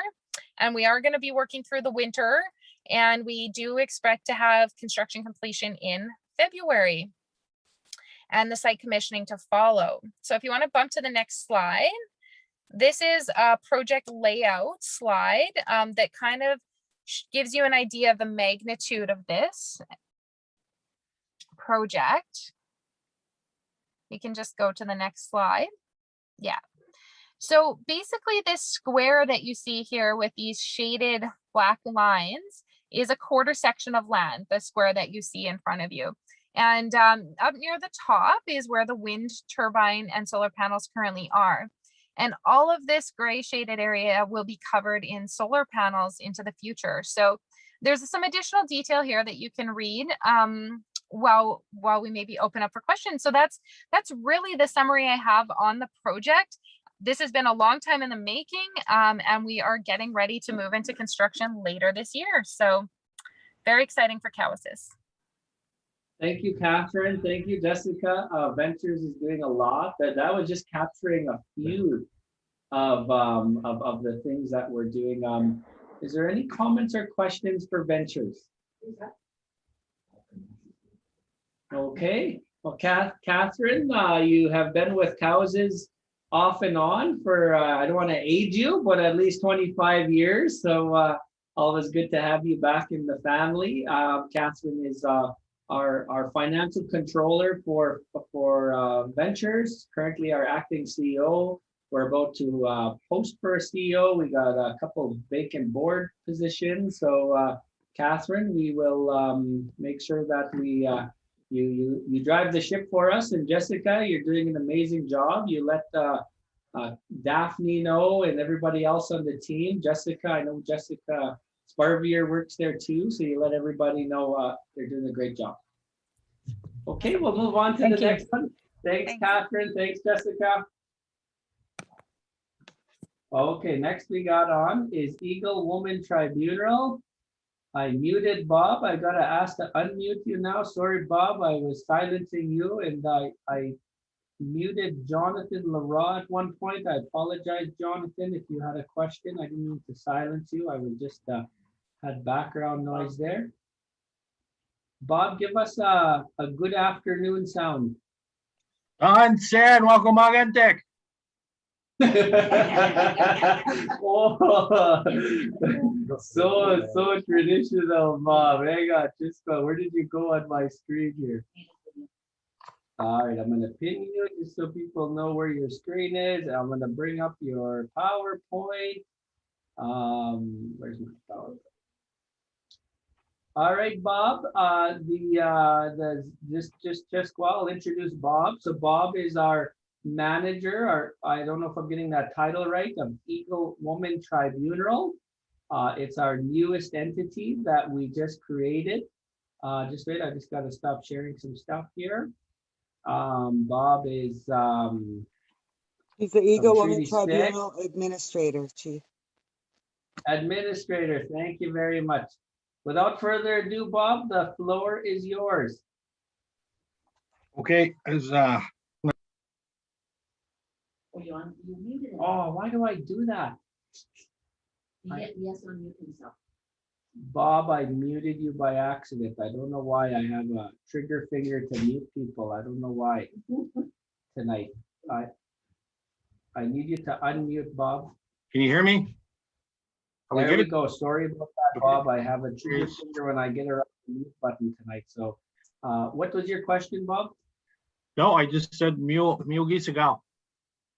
Okay, sounds good. It is a great day. So go ahead, Bob. Thank you, Chief, and thank you to Cowessess citizens and Chief and Council. As a newbie with Cowessess, I certainly feel just so fortunate to be part of what all the good things are happening with Cowessess, and I absolutely feel just this, since I've been working with Eagle Women Tribunal, the learning curve for me has been just tremendous. And so I thank you for the opportunity, and certainly I enjoy working with Councillor Denise and the amazing patience and vision she has in putting up with me. Without further ado, I want to talk about the Eagle Woman Tribunal, which is our oversight committee, as it was initially called, but it's our quasi-judicial authority of the Cowessess First Nation, and it operates under excuse me, Mi'kmaq Act, and through our Eagle Woman Tribunal terms of reference and procedures, which are now in final draft, going to Chief and Council for final approval as well. But what's under those legislations, and of course the resolution from Chief and Council supporting Eagle Woman, those documents, those legislations which support Eagle Woman Tribunal. Our mandate for the tribunal is really very simple. It's one is to and I love this, the first nation in Canada to do this, to review and make child welfare decisions regarding Cowessess children in care in conjunction with the Red Bear Children's Lodge. That's so powerful. And secondly, to hear appeals from Cowessess citizens regarding their conflict with Cowessess First Nation administration. And Denise, you can chime in whenever you'd like, certainly. But that's the mandate of the Eagle Woman Tribunal. If we can go to the next slide, Chief. please. So this is essentially our role, kind of redundant as to the previous slide. However, the statement is, as a quasi-judicial body for Cowessess or tribunal, members shall review, adjudicate, and make decisions on child welfare cases pertaining to Cowessess citizens on a case-by-case basis. And the process we've used is the inquisitorial model, which actually is a very, this was put together by Tom Owen, who's our legal counsel, and it's a very, very effective and efficient model to address child welfare for Cowessess. As a quasi-judicial body, tribunal members shall review, adjudicate, and make decisions on the appeals of its citizens regarding disputes that arise from Cowessess First Nation laws and policies. So any dispute of Cowessess citizens, you can bring them forth and make application to the tribunal to have your appeal heard. The tribunal should at all times adhere to principles of peaceful reconciliation, respect, honesty, integrity, and truth. I kind of read that backwards. Next slide, Chief. The benefits for the Cowessess citizens, the traditional principles of trust, honesty, respect. I put respect in there, integrity and fairness. And the big one is it asserts this inherent right, which Chief points out since 1951, I believe the province had unilaterally taken jurisdiction over child welfare, but it reasserts the inherent right, jurisdiction, authority of Cowessess children. And the bigger picture is, it's all about where Cowessess is going in terms of its governance. This is a supportive model for good governance, policy, and processes, ensuring fairness and respect for all of the Cowessess community and its citizens. Next slide, please. So our challenges thus far, I think just being straight up, an undertaking this has been a huge responsibility, and it's powerful. However, I think the mandate and authority of Eagle Women Tribunal is binding because of the Mu-Pamatisawan Act that was passed by Cowessess citizens. Our legal decisions are being carried under legislation of Mu-Pamatisawan in collaboration with the Red Bear Children's Lodge. It's important, and this is a big part of us going forward, is our communication strategy, our materials, and talking with Cowessess citizens and that support. That's so essential to this tribunal. That's one of our challenges going forward, and something we're very cognizant of. Our board members are very cognizant of it. Financial, our initial budgets, we initially submitted for 167 to set up our trailer and such to get us operating budget. They've been verbally confirmed by the feds through ISP, but none has been received yet. So thus far, it's been Cowessess First Nation that's carrying us to this far. So, but I'm being told checks in the mail. So, on reserve, office being established, we bought a trailer. We have plans for a boardroom construction. We're going through the process as RFP now, getting quotes to get that completed. We're hoping within the next couple months that we'll have an office, our own home. Right now, we operate out of the band office. One of our mandate requires that our tribunal be a standalone, a separate. So it's our tribunal should operate without any political interference or any association with Cowessess Chief and Council and its administration, all of that. We have to be a tribunal that's a standalone. So our office, once our office is up and running, we will be our own standalone operation. We do have a 9-member tribunal board that's been training since probably first part of April in various modules, building capacity within our board tribunal. We have admin capacity, operational capacity in progress. That's a bit of a challenge again, but we keep, Denise and I are very perseverant. We hope that we should be up and running first week of July, maybe mid July, if we keep pushing. One of the challenges is bringing something like this very new, and bring our values into practice, new processes. and making sure that our team is working together. So that's something I think we're able to do because we have regular communication with our board and between Denise and I, our legal counsel. We have a very good team, very knowledgeable, very experienced, and very committed to making this tribunal work. Next slide, please.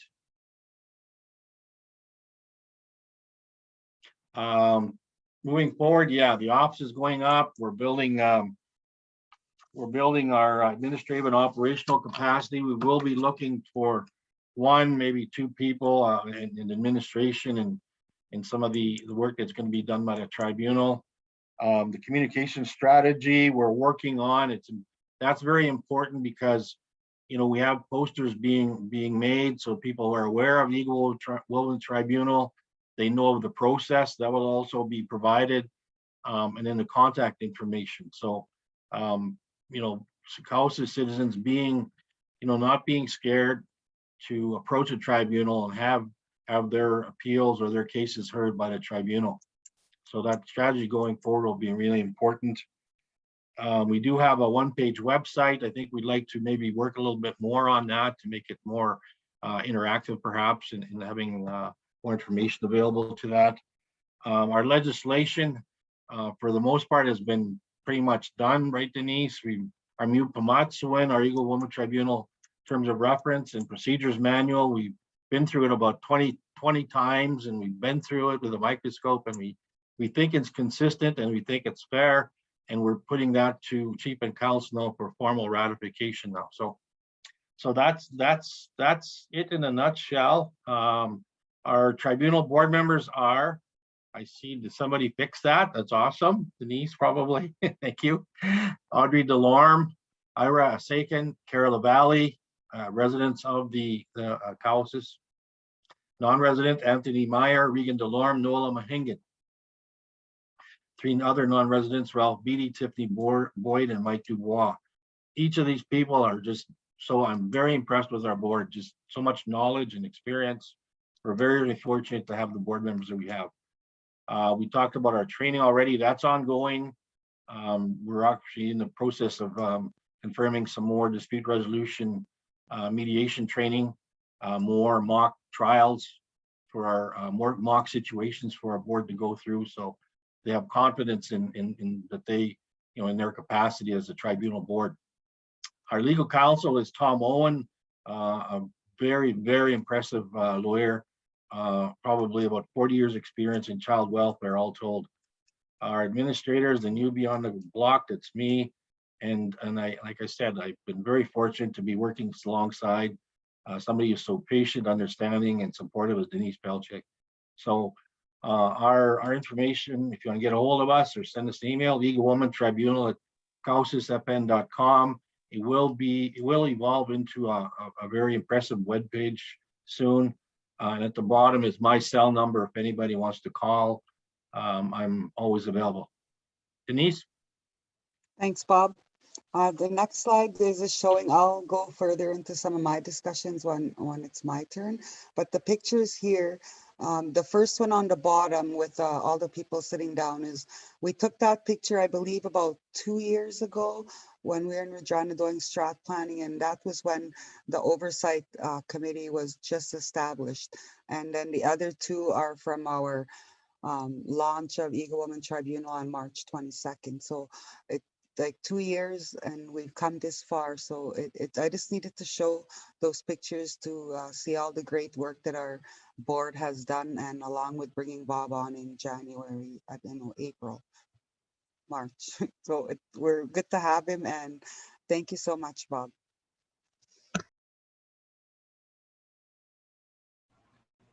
Bob, my first question is why is your Zoom called Roberto? Is that your Treaty 6 Spanish name? What's going on here?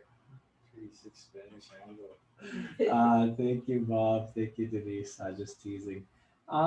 Is there any comments or questions? I'm going to go to nothing online. Just a couple comments about Eagle Women Tribunal. This is really the foundation to our self-government. And I show this chart again because Eagle Women Tribunal is going to be our judicial system. You know, in the past we have had our Election Act sit in a white court, in a colonial court, when appeals happen and a judge makes a decision. You know, these are our laws, and you know, if we want to really be inherent and be self-government, Eagle Women Tribunal is going to transition into our judicial system. It's not going to address the Criminal Code of Canada. That is still the RCMP's. It's not going to address the private lands law that the province implements in the provincial code. Eagle Women Tribunal is about overseeing our laws, our constitution, our election act, our Neo Primatisawin Act, our bylaws, our policies. So it's something that a lot of First Nations are coming to ask us how we're doing it. We're one of the first in Canada to do this. And so Bob is doing a great job, and Denise and the tribunal. So more to come. This is just, we just gave birth to this. This is just in its infancy stage. It's almost like a little kid already, and it's growing fast. So good job, Denise and Bob. Okay, we're kind of behind time, so we're gonna keep going. We're gonna talk about Mikiwam Housing Inc. I just wanted to share this really quickly before I share it. So this is what we're presenting. This is kind of our map. So again, yesterday we presented administration. Angie and the directors did a great job.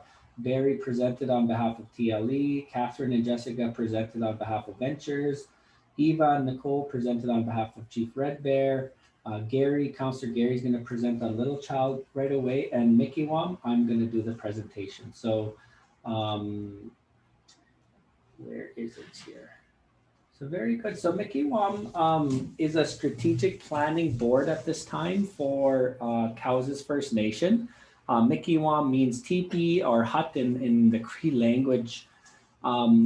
It is incorporated, but it has no houses under it, so it has no asset. It's predominantly it's a strategic planning board helping Cowessess.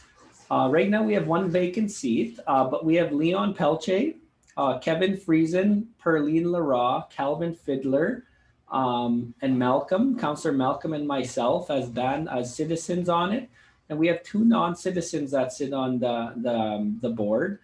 Tim Isnana is well versed and has a lot of knowledge in housing, in capacity building, and Doug Yermenko has been doing, he works for a bank, and Doug has been doing loans for just about 25 years, so he understands how loans work, CMHC and everything like that. So that's our board. Just some of the things we've been working on is lately you would have got a questionnaire to your house if you live on the reserve. We did a questionnaire. And Mikiwam is about focusing on the growth. We all know housing is, there's a lot of challenges in housing. You know, the way it's structured, the way it's viewed, the way that the responsibility, it seems like everybody's pointing fingers. The tenants are blaming the housing department. Housing department is looking at council to do something. Council is just, you know, it's really tough to address because it could get kind of political, and it just doesn't seem to have any grip to it. So Mikiwam is the solution to reestablish it from the core outwards. And it's not an easy change, but, you know, moving forward, Mikiwam is helping with the strategic planning of housing. How do we better implement, you know, a good communication, good reporting, house building, off-reserve houses, lakefront property. The Mikiwam housing is going to be the goal to improve the financial stability of housing, support fair allocations, make it non-political, and maintain long-term growth. This is kind of how it's set up.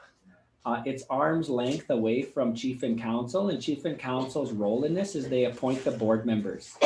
And it's responsible for the governance, the strategic planning, the fiduciary, the funding part of it, and whatnot. The creation of the performance of management, you'll see below it at the governance structure. So chief and council, on behalf of the citizens, you elect your chief and council. They would be the owner of Mikiwam.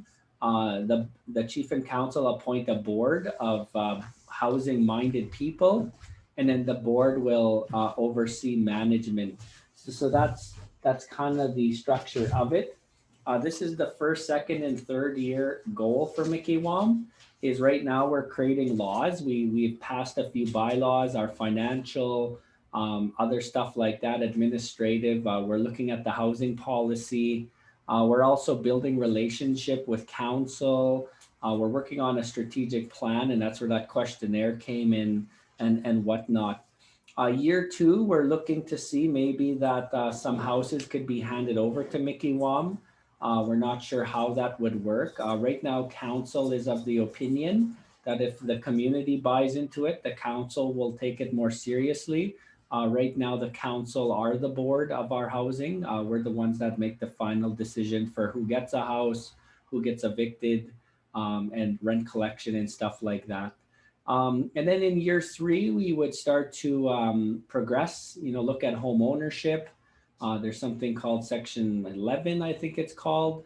There's lakefront property. We might want to delegate some land off the reserve if somebody wants to build. Maybe someone wants to build their own house on a reserve.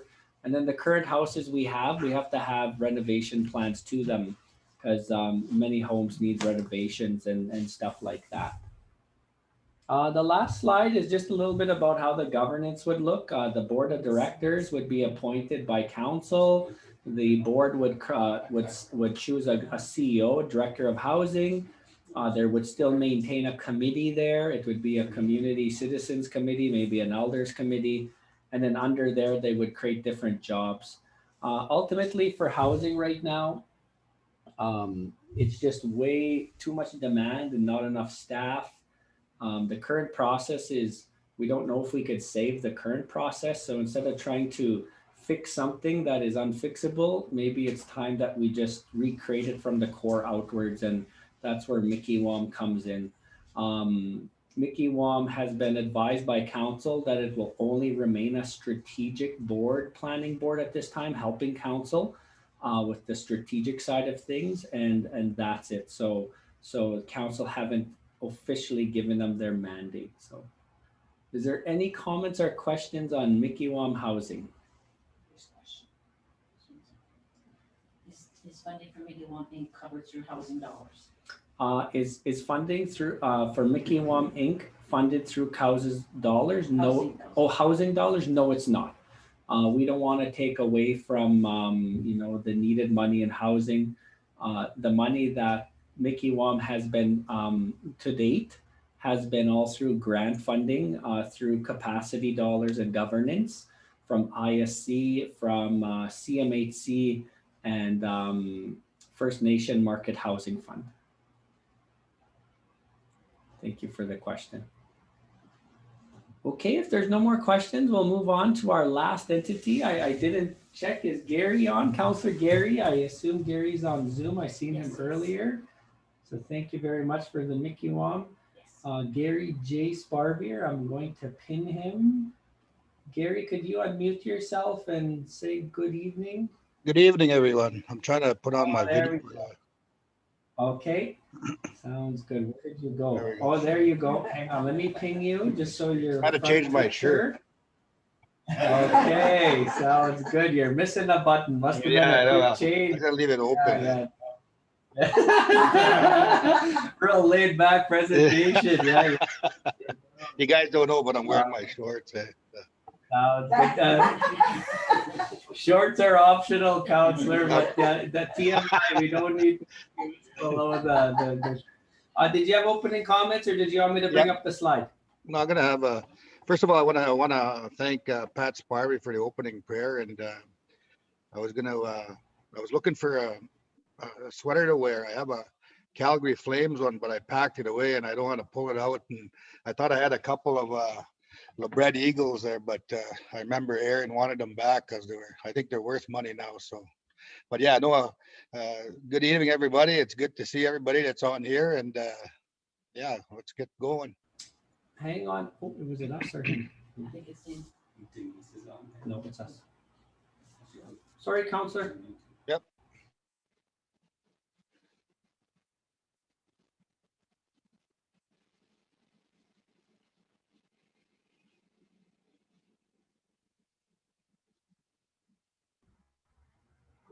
Sorry, Counselor, I'm having volume issues on my side. That's why I cut you off there. Sorry about that. Did you want me to bring up your slide at this time? Sure. I could hear you. No, it's I couldn't hear you. That's why when I said something. Oh, So okay. yeah. All right. So you're gonna so just really quickly, so Gary, Counselor Gary's the chair of Little Child Community Developments. It's our inherent right to gaming board, still at its introduction stage. So Gary, I'll be your Vanna White. Just tell me to go to the next slide when you're ready. Yeah, next slide. Yeah, I started as I took over from Counselor Curtis, and I think I've been to this about, we had 2 meetings so far, and since COVID come into being, we kind of had a standstill. So maybe just move on to the next slide.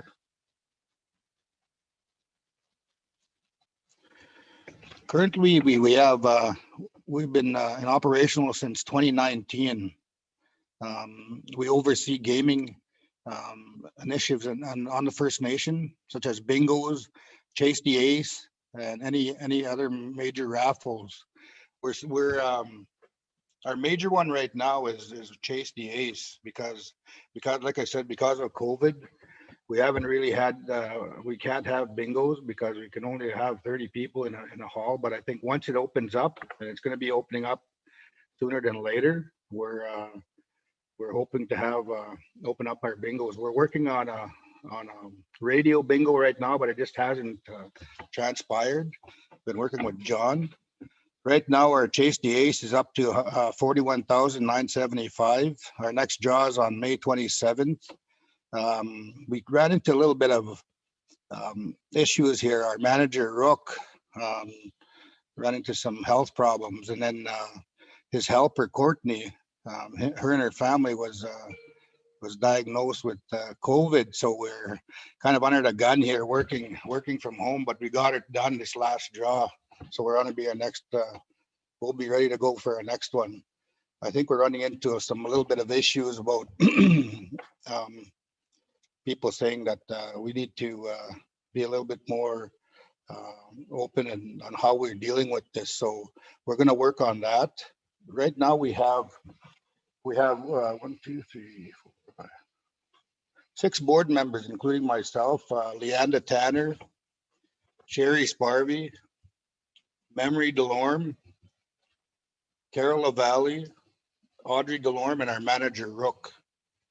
So we're thinking of ways to how we can enhance more funding for our program. And really what we're trying to establish is basically a CDC for Cowessess, whereby our members can access funding for whether it be ball tournaments, hockey tournaments, taking our kids somewhere, but on more of an application basis. So rather than just handing out money, I was suggesting that, and especially for the adults, make it a little bit more, if they come up with 50%, we can provide them an amount up to $5,000. We're working on some of that. We want to transition over. I think the chief and Barry talked about the 4 trusts from TLE. We're working on that right now. We're supposed to be taking that over, but the board members weren't need to be brought up to speed on everything before they take it over. They weren't comfortable in bringing it over. So once they're comfortable doing that, I think we'll be back over with Little Child rather than that TLE. So next slide, please. Counselor, I think that was it for Little Child. I had this slide, and this slide. Okay. I just got a couple more comments on that. I think. Okay, sounds good. With our manager's health issues, we're going to have to be, working diligently with him because I think once he's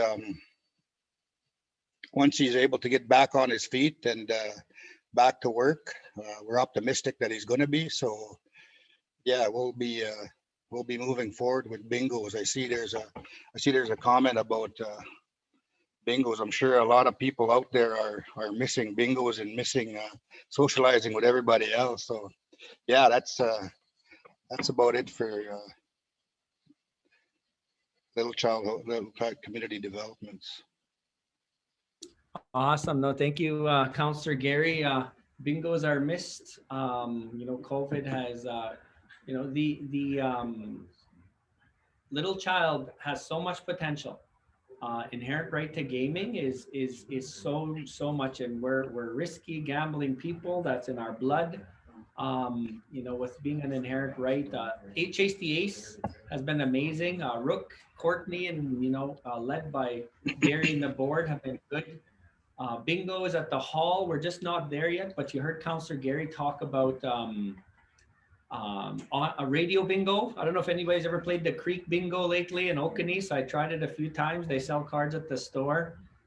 It is somewhat exciting, and Gary and Little Child Community Development, they're looking into that. And then lastly, I just wanted to reiterate what Councillor Gary said. For Trust, CDC in painted hand.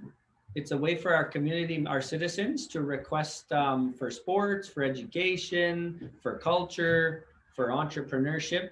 And Little Child is going to be that's the end goal here. But again, Little Child is still at its, it was given birth 2 years ago. It's kind of just being a pre-teenager in the years. So they're getting there. So is there any comments or questions? No, all right, Gary, no comments means the board is doing great, and thank you for that. I have a question. Oh, hang on, we got a question. To have some more promotional draws before the bi-weekly draw, and the Chase the Ace promotes more sales and interest. So one of our comments, Councillor Gary, just to take back to Rook and Courtney or whoever on the team, that if you have more draws between the 2 weeks, it might have more ticket sales. So just some advice to pass forward. Yeah, we've been doing that, and Rook come to realize that, geez, we're giving away too much of our profit, so he kind of cut back on that. So he said one draw, I think we gave more money away on the subsidiary draws than what we actually gave out on the ticket. So that's why he kind of pulled the reins back. We are making it rain too much. We got to slow down a little bit. Awesome, but thank you for that. Okay, Gary, just give me a minute here. I'm just going to transition out of our entities into council, and you're first up. So here, just give me about a minute here. So there you go, everybody. That kind of concludes our institutions or our entities. So yesterday we focused predominantly on administration. It took an entire day because there's so much great things going on there. Council play a role in everything. So, yesterday you didn't hear much, from council. Now you're going to start to hear from council. But just because councillors don't have maybe much to share, we approve everything at the council meeting. We meet every 2 weeks minimum, and we're always helping and supporting everything that you've heard. And council do pick up some extra duties where needed, and that's what we're about to hear. So I want to thank Barry and the trustees for giving the presentation, Catherine and Jessica for Ventures, Eva and Chief Red Bear, Gary on behalf of the board for Little Child, and all the best to Rook. He's a strong warrior, and we all have our battles in life, and he's facing one right now. Mickey Wam, I presented on behalf of the board. We're just strictly strategic planning. And then Bob and Denise had some comments on Eagle Woman. So we're going to finish the rest of our General Assembly on this spring here on Chief and Council now. And so really quickly, I just wanted to show a picture of the team here. Oh, hang on, wrong picture. Better be careful what I share on my computer here. All right, so there's the Warriors. There's the, you put the Cowessess logo in the sky and we show up the best we can. Councillor Curtis, Councillor Richard, Councillor Malcolm, Councillor John, Councillor Gary, Councillor Damon. all looking, wearing their court outfits, looking as innocent as we can. And in the front, you got Counselor Denise, Counselor Pat, and then myself in the middle. Being an elected official is no easy task. You're not given a job description. You're just healing the nation, finding ways to help the nation, and trying to empower everything we can. And we meet every 2 weeks minimum. I'll get into that a little more in my presentation, but at this time I wanted to call on Councillor Gary first to share some words and some of the stuff that he's been focusing on and whatever he wanted to bring up. So I'm going to pin you again, Gary. And with that, the floor is yours. Okay. Thanks, Chief. So some of my duties as a council member since we started here 4 years ago is one of them is capital projects, and I sit on a lot of. We have right now we have a roads project. We have a decommissioning cleanup project. That's a $2 million project, and then we have the community center, and I also work a little bit in the sports area. I'm trying to get together with the ball diamond, but I'll start with the capital roads project. We just actually initiated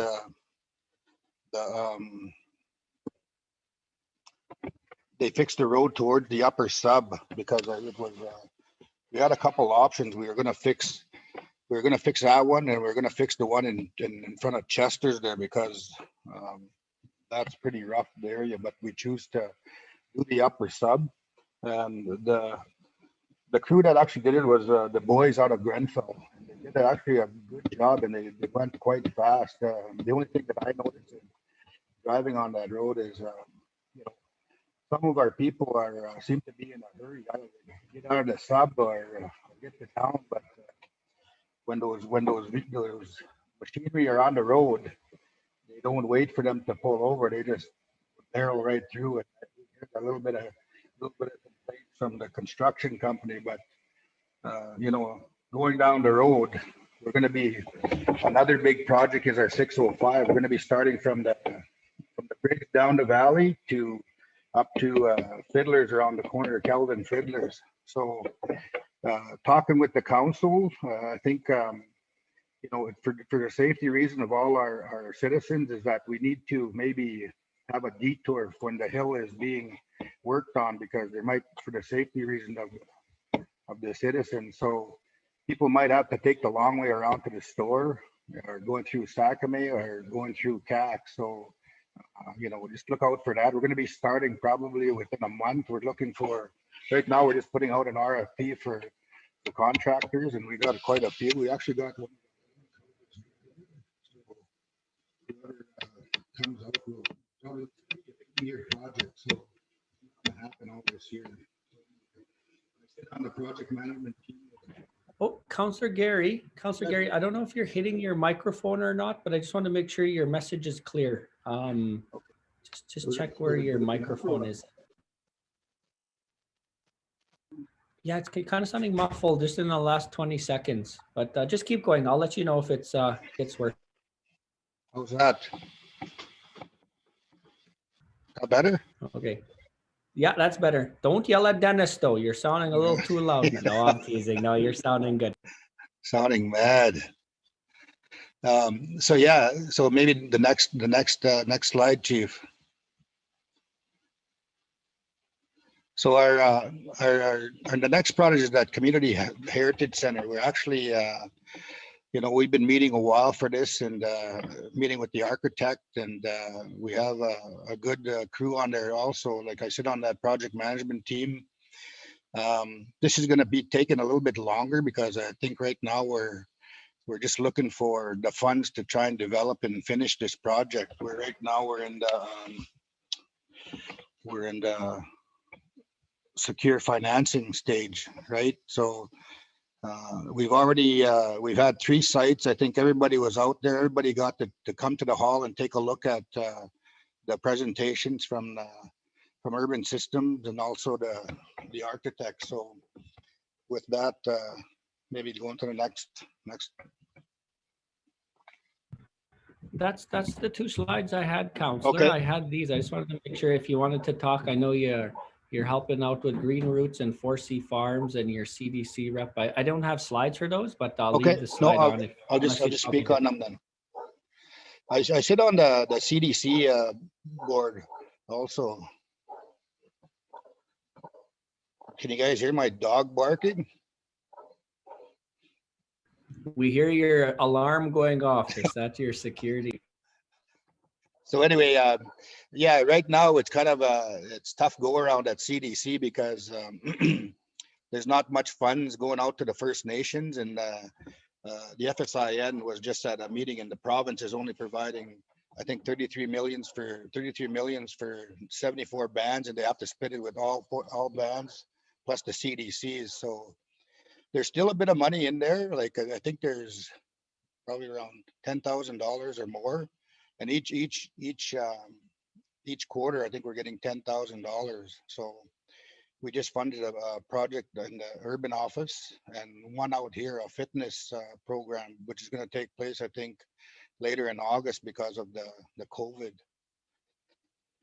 I also sit on there was a company that we developed prior to me being on council. It's called Green Roots, and it was developed for the cannabis dispensary. We're working on right now. Councillor Damon, myself, and John Z are working on a strategy from a medicinal point of view, and we're putting together right now a PowerPoint that we're going to be presenting to the elders and to the council and to the actual board. So once that's done, we'll be able to bring it out and see what people think and get their ideas and hopefully be able to move it forward, because a lot of bands that are in this business, I mean, they're making a lot of money. They're doing it the sovereign route, and they really can't put their money in the bank. So just talking with Chief Ira MacArthur from Pheasant Rump, I mean, he said he's made over $2 million in the last 2 years, and it's benefits. A lot of people are working. He's got his elders are benefiting from it. So I think it's good for non-funded areas. 4C Farms is another one. I sit on the team with Jessica, Reed, and Terry. And you know what? When I first got into this, I kind of knew a little bit about farming because my dad used to farm a bit. And I'm just going to tell you a story. So, and this is all free labor, right? So my dad kind of had a tractor, and he had a swather and all that. And so one day I was driving the combine, and I thought I was doing a great job. And so I was cruising out by La Valley Lane. That's what he was doing there. And I was cruising. He comes out in the field and he's waving at me, and I thought he was bringing me lunch or something to drink there. And so I stop, and I open the door, and he looks at me. He says, "What the effing are you going so fast for? That's not a goddamn race car." Well, I thought I was going pretty good, I said, it's stuff like that kind of deterred me from being a farmer. But anyway, sitting with these guys, I've learned so much. Like, I mean, we rent our land for $50 an acre to these non-band members. And hereby they're making $150 an acre. So, I mean, you know what?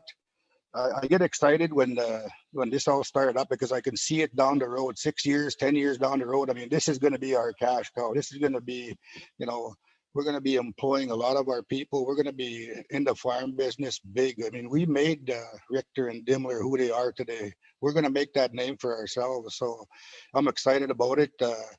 I never used to like rain, but you know what? Now I love the rain. So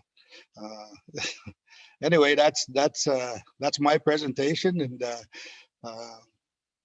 everybody have a good evening. Thank you. Well, thank you, Counselor. I just wanted to say this is Gary's first term as a counselor, and he's the counselor where you talk about something, and he'll make sure you didn't miss anything in that conversation to make sure we dissected right. And we all have our different visions and missions here, and Gary has brought we need economics now. We need to do this now. We need to get jobs. We need to make sure our band members have a fair chance at these jobs. So I just wanted to mention to the audience, to the citizens, as your chair and chief, I make sure that every counselor has that chance. And we don't always all agree, but we all understand that we're all here for the betterment. And so Gary's very good with his attendance and everything like that. But if there's no questions, I have one question for you, Gary. Your son, Aaron, played hockey. Your grandson is in Sweden.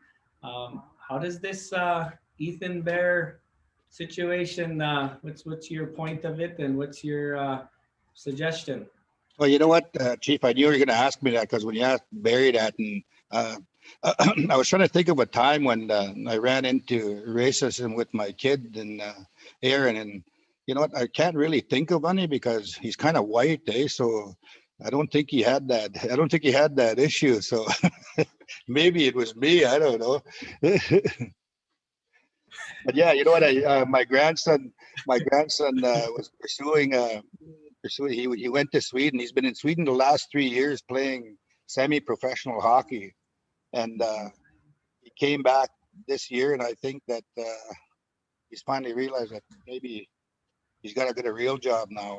That's what Aaron was telling me. So anyway, yeah, you know what? There's racism everywhere, and it's too bad that it happened to Ethan. I mean, one bad pass, and look at McDavid.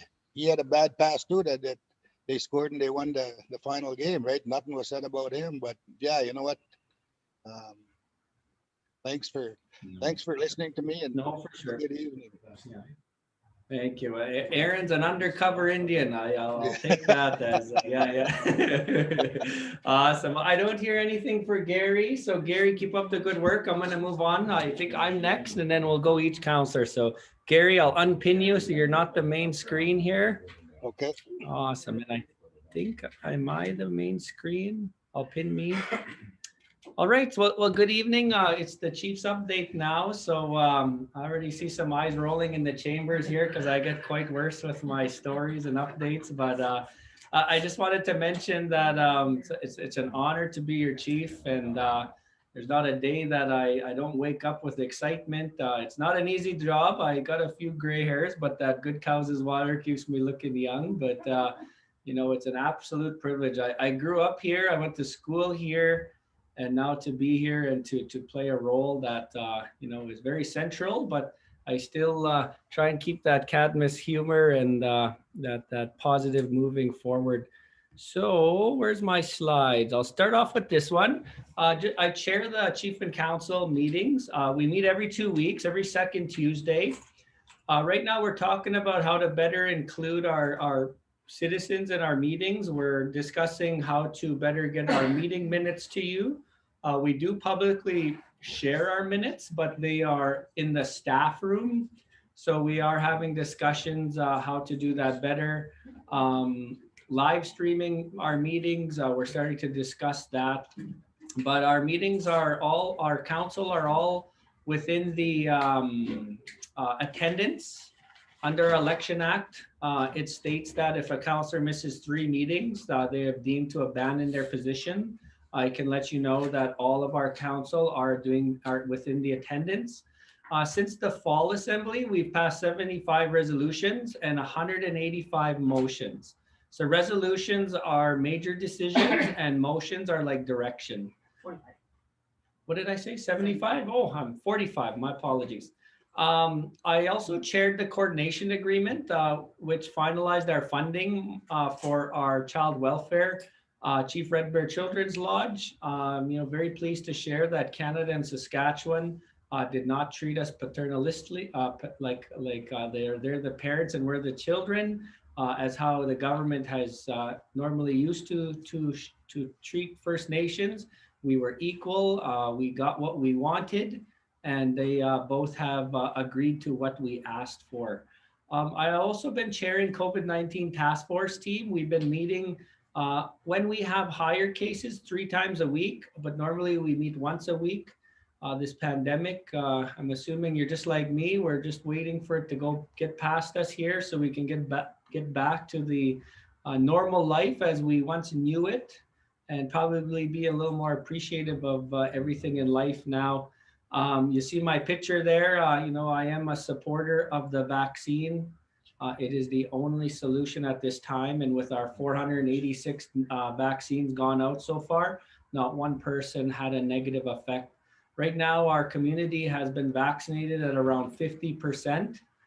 We have offered everyone a vaccine that's eligible, and we still have some that are saying no. It is a human right, but at the same time, we are looking to get to the 85% vaccinated before we open up our hall, get to our powwow and stuff like that. So the task force team is made up of management and council. I also chair the ventures board. So each counselor is appointed to a board. I was appointed to ventures, and the board chooses the chair, and the board chose me as the chair. We've been going through some growing pains lately, but we're still progressing, and we want to be one of the best business entities in all of Saskatchewan. I also, somebody's feedback. I also chair Mickey Wom. I already spoke of Mickey Wom, so I'll just move on. I am the representative at FSIN and AFN. They're both going through elections here in the coming months, and progress is being made there. They are not rights holders. They are advocates, and I know Vice Chief Lara is from Cowessess. We're very proud of him at the FSIN, and he does what he can to help Cowessess as well as the others. Just a little bit about our governance. One of the things I've been leading is our governance transition. Council approved a strategic plan after we got elected, this council. The end goal is self-government. And to get there, we have three outcomes. We want to focus on cultural rejuvenation, bring back our language, bring back our pride, bring back in who we are as Cowessess First Nation. Secondly, it's economic self-sufficiency. How do we support ourselves? You know, we're very dependent on government transfer dollars. Yes, there's fiduciary obligations, but we shouldn't be dependent on them. We should have our own source economic. And you heard Councillor Gary talk about farming and cannabis and everything like that. So we're assessing all of our options for economic self-sufficiency. And lastly, political sovereignty. You know, we have a constitution, we have the Mio Pimatisawin Act, we have Eagle Woman Tribunal now. So just be prepared. We are preparing some ratifications in the future, but you know, we do have to do some planning and some reviewing as well. So we have been working on areas outside the normal Indian affairs style of how council once had administrative portfolios. Council look at it as a macro now, as more as the trees instead of the forest instead of the trees, and just making sure that we're looking after our inherent and treaty rights, our stewards of the land, our capital projects, our sunyao, our how do we enhance our citizens, how do we enhance our community and stuff like that. I've been sharing this picture a couple times throughout the last 2 days. This is our transition to good governance. This is our nation picture to good governance. Yesterday, Angie presented with administration. Today, Barry presented with trustees. Catherine presented on ventures. Eva presented on Chief Red Bear. Gary presented on Little Child. I presented on Mickey Wom. Robert presented on Eagle Woman. In council, we play a role in everything, but we're more like noses in, hands out kind of style.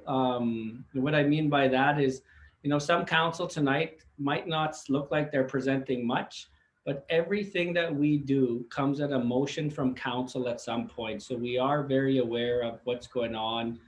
We try and make sure that we're always strategically looking forward in the headlights of our vehicle moving forward. Just really quickly, I'm going to try and I only have 3 more slides. I'm going to try and rush through this. One of the other ones I sit on is the 1907 land surrender claim. So Cowessess right now is in negotiation. Canada accepted our 1907 land surrender. If you don't know what the land surrender was, on our YouTube channel, on Cowessess YouTube channel, there's a video to explain what the 1907 land surrender is. But right now on the team is Councillor Denise and Richard, Director of Lands Loretta, Advisor Terrence Pelche, and Legal Al Brabant and Dan Madigan. We have meetings monthly. So 2 years ago, well, a year and a half ago, Canada, when they accepted that this was a wrong, you were given two options and council had to make this decision. This isn't a decision that needed to be ratified by the people. It just had to be direction at this time. But there was two options. We could take the maximum 150 million and just rush it right to finalization to ratification, or we could take the full assessment route, meaning that we want to hire researchers because some of us feel that this claim is worth more than $150 million. And so we decided at council to go to the full research. So the full research adds on about another year to year and a half. So we are right now finalizing our researches. So we did a research on the estimate of agriculture loss of use and mineral loss of use and current market valuation. So we're just finalizing our researches, and then we're going to start putting numbers to them. Probably by the fall, we'll start negotiating what it's valued at.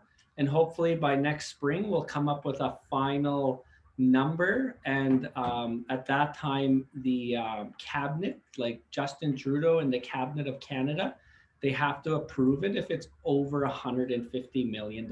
So we are in the process, and this could help us in investment in the next 100 years. I do know that, you know, people, when it comes to money, it could be our best friend or our worst enemy. And I just know Cowessess, we're smart enough to invest this to help Cowessess into the next 100 years.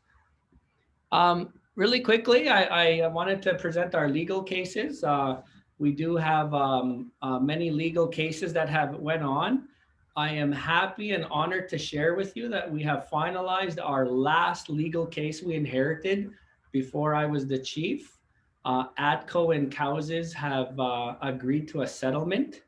So you'll recall in 2015, Terrence LaValle and Valerie Tanner signed $830,000 of our money to ATCO for a soccer stadium without a First Nation resolution. And the soccer stadium had plans, but it broke down in the planning stage and never happened. And the agreement that was signed, it was not valid from our perspective because the resolution was not passed. Cowessess at that time, before I was the chief, sued ATCO. ATCO turned around and sued Cowessess, and they were locked in a legal case. We inherited it, and it took almost 5 years, but we settled at $400,000. So ATCO is going to pay Cowessess $400,000. The other $400,000 has been spent on development of that land behind Store 2. And we do have the research for that. So we're just happy that you'll see on the left side of the screen, we have no more legal cases that we inherited in 2016. On the right side, we do have a couple legal cases that we are working on right now. So those are the bolded areas. The Phillips legal, we have sued Phillips. He was the lawyer prior to when I was the chief.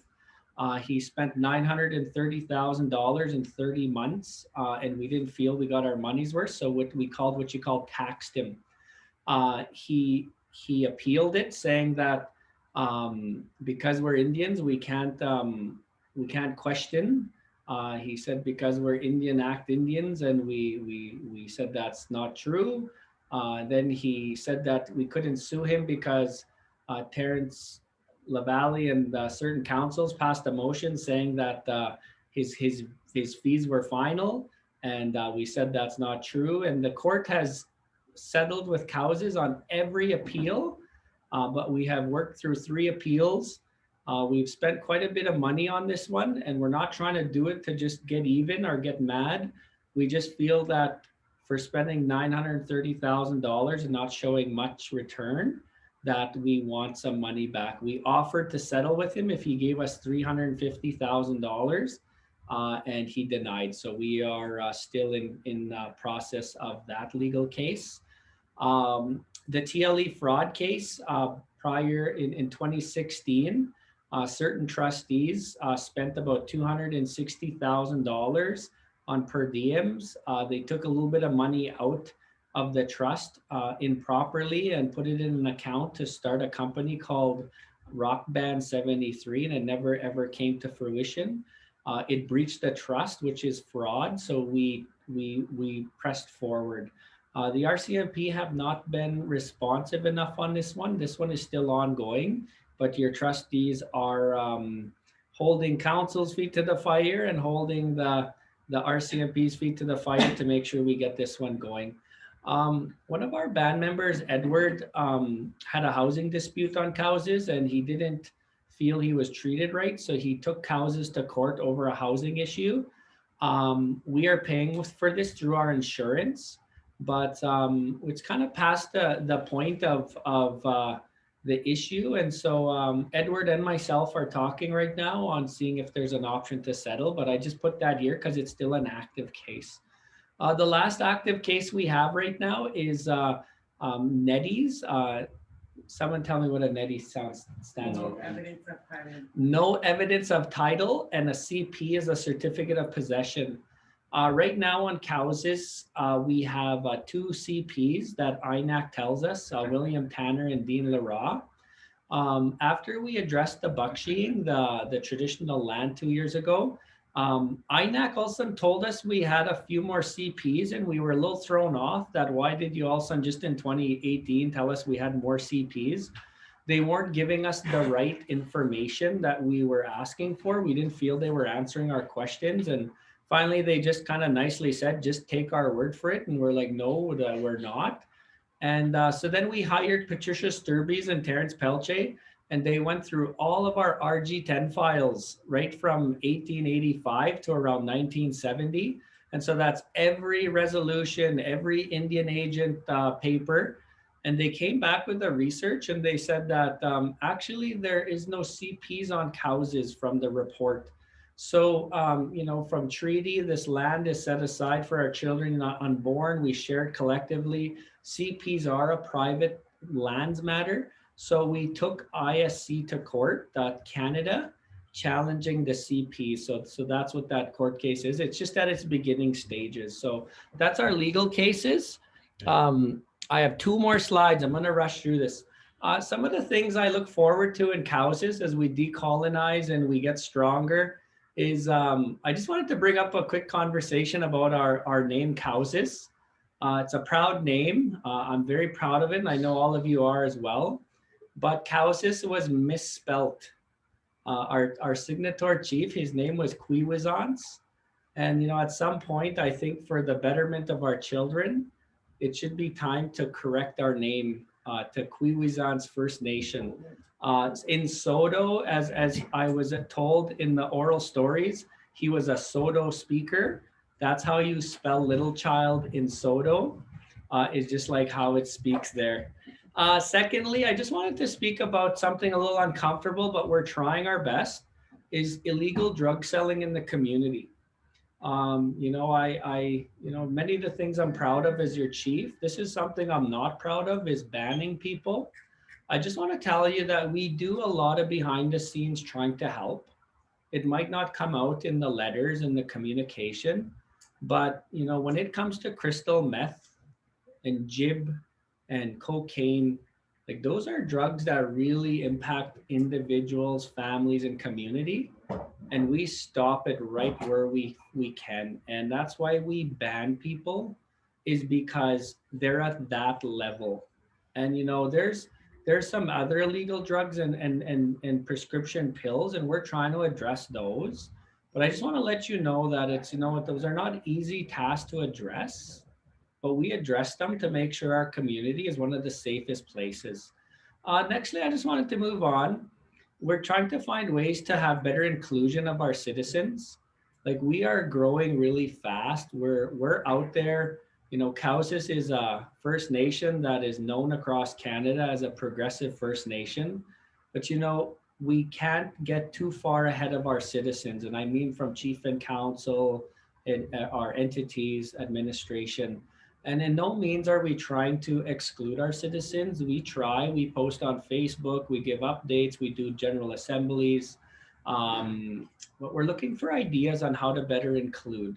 If you have ideas, we try, but this is one area I feel that we are maybe not the strongest in, but everything we make decisions are for you. in the betterment. And lastly, I just wanted to mention about self-government. I really hope that we could focus on healing. I put this picture here because, with the residential school experiences, the 60s scoop, the Indian Act, the Indian agent, I really feel Cowessess, as your chief, I feel this when I talk to families, I sit in council, I talk to staff. I really feel like we are starting to gain control, but I just wanted to share this with you just as a visual, as we kind of lost control over the last 100 years. And that's where a lot of the anger, the chalking up on Facebook, the pulling each other down, never satisfied, always blaming, always someone else's fault. And we got to gain control again, and that's what self-government's about. You talk about our political control, council are on nation building. We talk about our social control, how do we have better community events, our spiritual control, and that includes religion as well, but everybody should have faith. Our health control, diabetes, obesity, mental emotional health, that's becoming very big in our community. Economic control, we're taking control of our lands, we're trying to better our economics so everybody can find a job and our kids can watch their parents get ready for work. Cultural control, our powwows, everybody should have a song, everybody should know a prayer, or know powwows and round dances. And then lastly, language. We're bringing back our Cree language, our Soto language.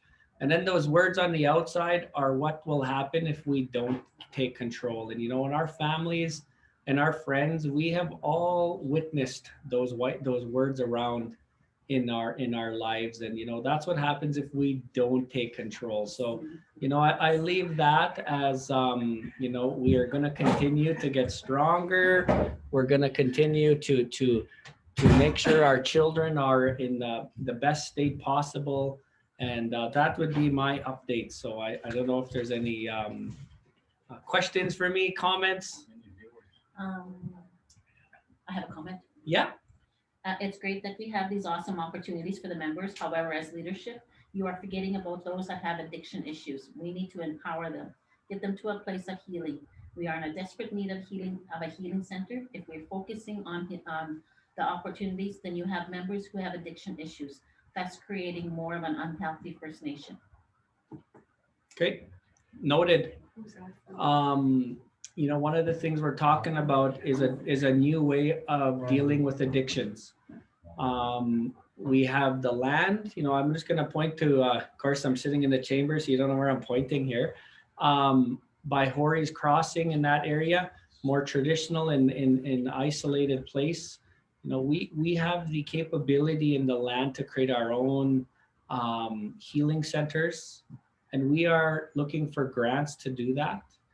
We are looking for Health Canada to support it, and we'll do it based on our healing processes. Like right now, the 28 days, they call it 28-day dry out or 28-day.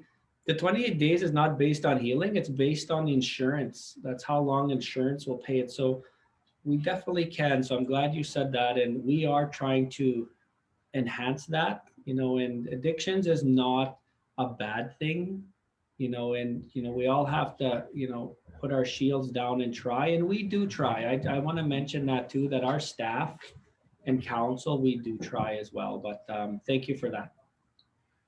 Okay. All right, my nose is starting to grow, so I'm going to stop there, and eyes are rolling at me in here, so I'm going to move on. So thank you. Barry's going like this to me. So Councillor Damon, are you on Zoom? Hi, everybody.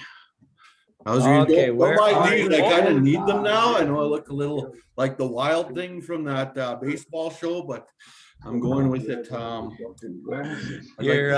You look extra smart with your eye necks on tonight. I think I need a little bit more than glasses to act the part. So really quickly, I just want to introduce, Councillor Damon serving his first term, our non-resident councillor. He has some slides to share here, and then we'll get into a little discussion. So you want me to share your slides right now? Yeah, you can share the slide. Yeah, for sure. Okay, sounds good, Councillor Damon. There you go. Okay, so I guess I'll start off with the youth hunting program update. So I've been working on this one for a couple years now, and it's kind of been what I thought was going to be a small undertaking. It kind of progressed into a really big snowball. My view of what the program would have looked like from my point of view was, bring youth together, build confidence, sharing cultural knowledge, connecting to the land, participating in ceremony, and it does cover all those things, but it's kind of evolved. The project team that I've assembled, I'll just kind of introduce them. Jan Tickner was the proposal writer. Kelly Nativi Halberd, researcher. Dr. Roz Kelsey out of the University of Regina, she's the lead researcher on it. Dr. Sean Lessard and Dr. James Daschuk. Now, this team really believes in the work that can be done with children. They're very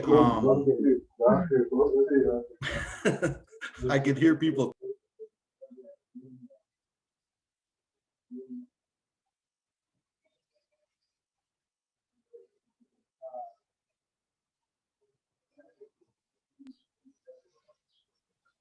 Hello? Okay, I'll just carry on. I got muted for some reason. So the team really believes and is excited to have a partnership with Cowessess. Now, when I first put the proposal in, the budget was worth just a little north of $100,000. When I first became elected, this was one of my platform promises was to bring culture rejuvenation back to our youth and empower them.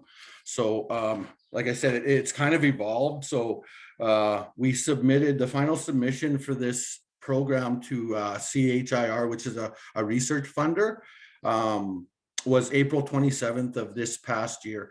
Amongst dealing with some personal issues that I had in my life, I was still able to meet that date.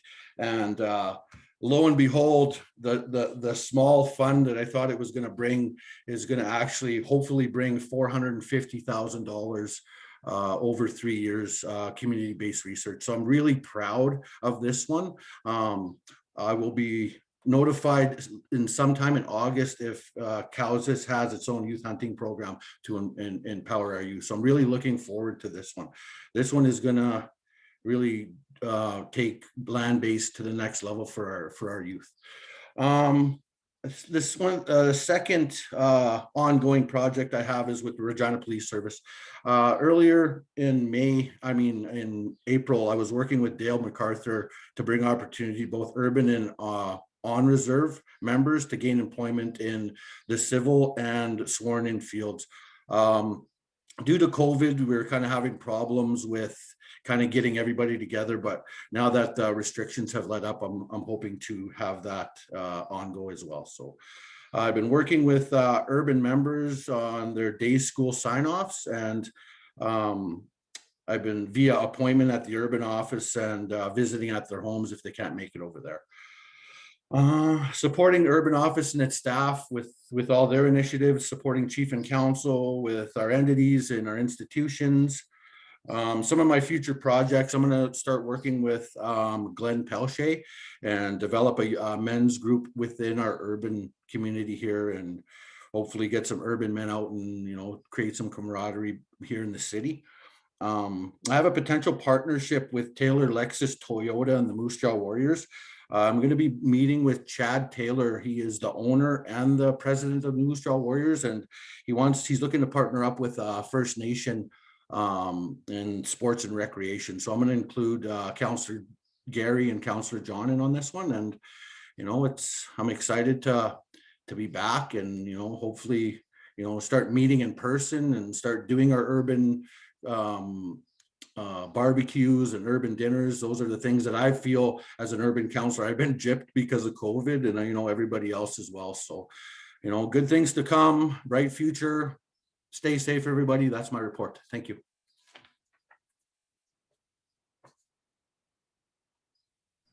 Volume from the chambers. Thank you, Councillor. I got a quick funny story about Councillor Damon, and I got a couple comments. When Councillor Damon first became councillor, we had a situation in Regina with a citizen, and the media showed up. So Councillor Damon and I were there And I told Counselor Damon, I'll speak to the media first, then you speak to the media. And so I gave my media update. Of course, my nose grows. I'm kind of using these $10 words and all that on the radio. And then I told Counselor Damon, okay, you're up next. So Counselor Damon turns around and he starts real talking deadly, real just, and none of the media even had their camera on him yet. I'm like, Chisqua, they didn't even point at you yet. I told him. You remember that, David? Yeah, you didn't even pass down none of the TV etiquette to me. You just kind of threw me in the fire. It was like my first week on the job, and he's like throwing me on TV right away. Holy. So, yeah, you were just sounding deadly, and the cameras weren't even pointing at you yet. I'm just gonna put shields down here. Counselor Damon has had a pretty tough year. Death is inevitable in our lives, and he had a few close people pass, and Damon could relate to a lot more citizens today now because of how grief happens. And Damon, I think that's going to be one of your strong points moving forward. And Damon needs he needs more to do in regards to helping with grief because he's dealing with it himself. So citizens listening, if you're looking to reach out to a fellow band member or a leader, Damon is there for you. I know Damon is eager to help. I witnessed Damon in the bush with the youth, and you're such a talented person. If this world ever shut down, you'd be the first person I'd go and find because I do my hunting at co-op, and you're so talented in just the land itself. And Damon has talked about helping the missing and murdered Indigenous women and girls, calls to action, the Truth and Reconciliation calls to action, working with RITSIS, Erica and the team in Regina.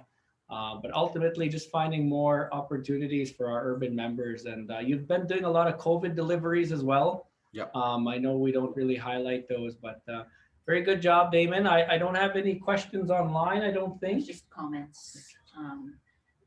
The hunting program is a great program so far. My boys participated once and it kind of went away. It's an extremely important program. Thank you for the effort. Some of us don't have the experience and appreciate those investing their time and experience to teach our children and youth, and that come from Joanne Box. Oh, nice. You have a mom there, Damon, saying you made an impact on their kids, so we gotta get them back out on the land more. September's coming quick, so I'm looking to recruit anybody's children to come out and let's feed community together. That's what it's all about. Nice.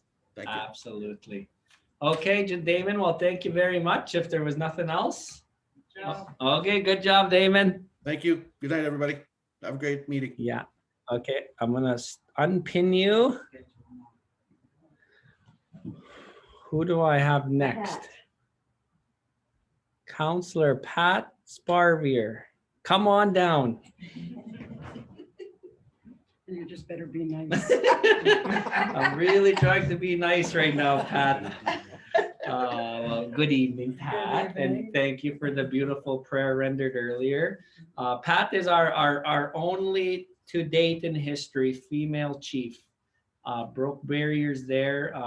Pat has been the grandma to all of the council, especially us younger ones, reminding us of our role. Sometimes we tend to have a little bit of a mischievous men attitude, and she'll always make sure we're back on that right track. And she plays you play a vital role to all of us. There's not a counselor in here that when Pat speaks up, we sit there and make sure we hear. So Pat, without further ado, you want me to bring up your PowerPoint? Okay, let's get to it. So,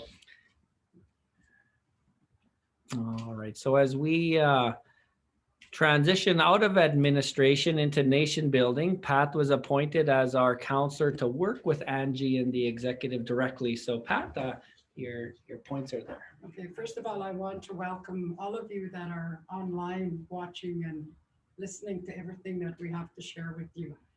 This has really been an exciting time. And as we move forward, we do work together as a team. So kudos to everybody. I do chair the Finance and Admin Committee.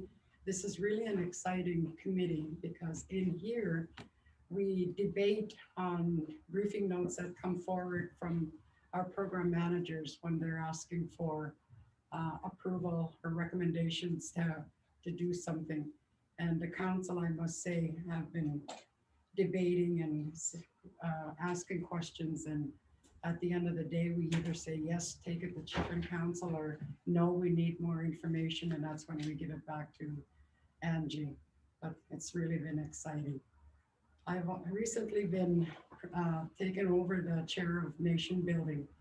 Nation building to me is something that we need to, as council, we need to really focus on, because when we first started in this term, we said a lot of things that we were going to work on so that we can move forward in a good way, getting out of administration. You've heard some of the council members. Talk a little louder. Yes. You've heard some of the council sharing what they're doing in their own areas of responsibility.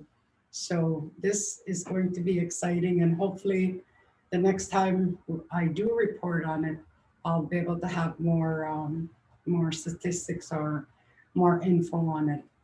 I work closely with the executive team, which is Angie, executive director, director of finance, Kathy Buckles, HR, Tracy right now, Rhoda, communications, Pat Criddle, and our nation admin, Jennifer Palche. And that's a team that we come together and we talk about supporting our issues that are coming to the table from the executive director.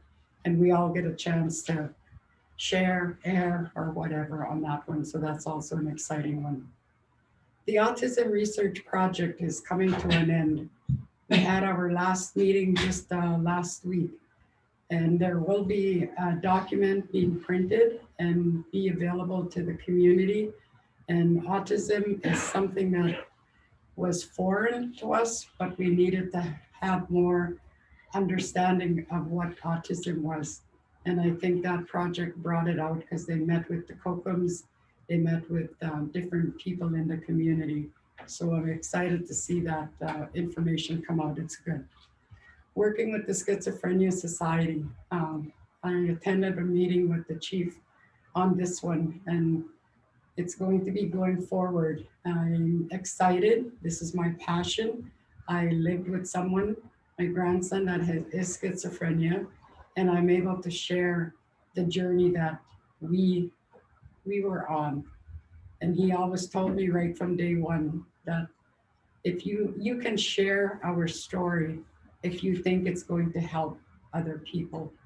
So I've been able to do that not only for the band, but I've been called into meetings from other people from outside of the community. So hopefully this is something that is going to materialize and we'll be able to address those kind of mental issues within our community. I was a member of the coordination agreement. This one was so exciting. It was interesting to sit around that table on Zoom and listen to the federal and the provincial people discussing, debating the yays, the no's, and the how come and whatnot. And now at the end of it all, we are going to have a coordination agreement. And that's kudos to the membership as well, because that was something that was awesome. I do help with the financial bylaw, and one of the things that I've always wanted to do, and I just don't know how to get it off the ground, is to do the financial act. Mm-hmm. And now we have somebody that's helping us with our 10-year grant, and maybe that's the end that we need to be able to come up with our own act, but we'll see how that goes. Working on new funding models for Cowessess, along with the executive director and the director of finance, and I help out with the human resource and procedural manual for HR. This is exciting because council have also been involved in that, and pretty soon we're going to be able to bring it forward to approve all of those things. This just talks about our financial bylaw. Yeah, go ahead. No, that was it. There was just these two slides.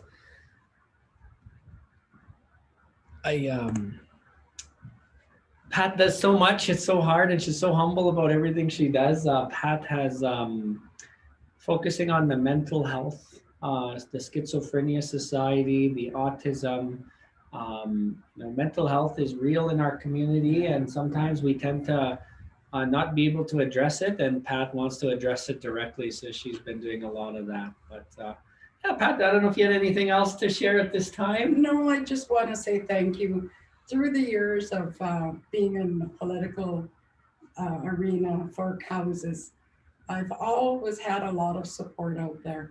And like you heard us all talk, like you hear the chief talk, that we meet with our membership. We may not know all the answers, but we're always here to find the answer.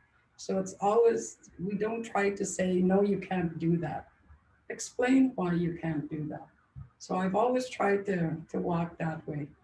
A couple of weeks ago, we had a chief and council strat planning in Grenfell. And the first day was chief and council. That was such an awesome, awesome time. Shields down, we put everything on the table, we talked openly, and I think that time we got to know each other's ups and downs, and we were able to work through all of that. That was so exciting for me. And then on the second day, we had the executive team. The executive director shared a lot of stuff at that table and her issues that she had. And I think council were appreciative of all that, to hear her share those things. So I really empower and said thank you to Angie for doing that.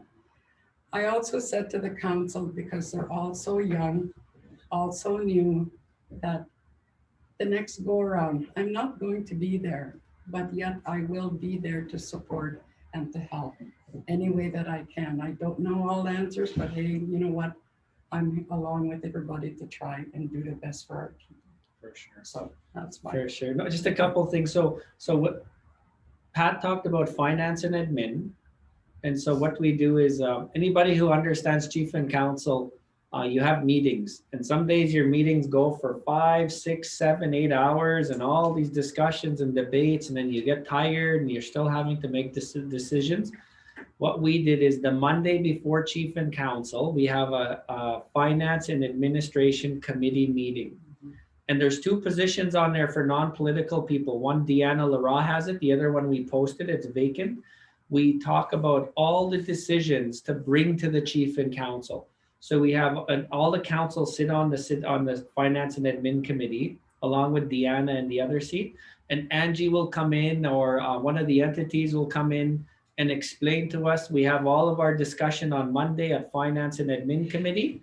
And then we bring that to a recommendation to Tuesday. So then on Tuesday at our chief and council meeting, it's usually final debate and then make a decision. So Pat Sparvey chairs the finance and admin committee. So she works very closely with Angie and with council, and you do a great job of it. I just wanted to make one last comment. Our women, our men are healing in this community.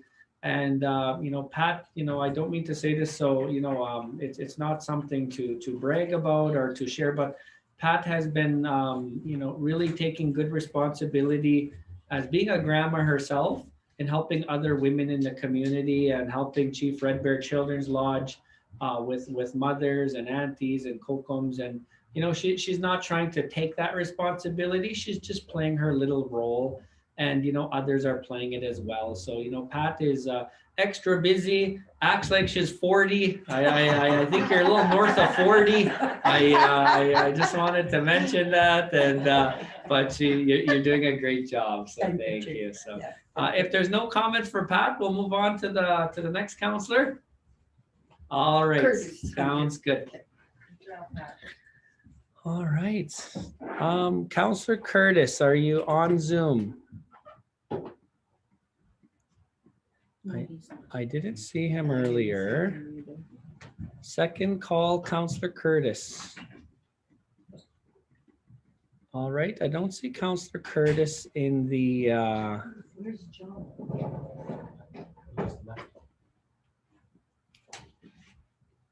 So I just want to mention that Counselor Curtis does attend every chief and council meeting. So under the Election Act, that is a must of council. So he does attend every chief and council meeting.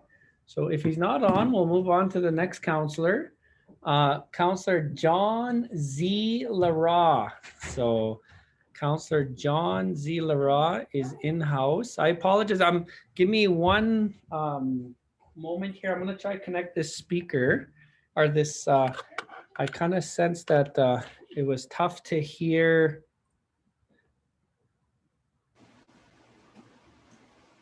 Where is there a speaker? I thought I plugged it in. Chesqua. Microphone. Dennis, give me a thumbs up if you could hear me. Okay, you could hear me. Okay, sounds good.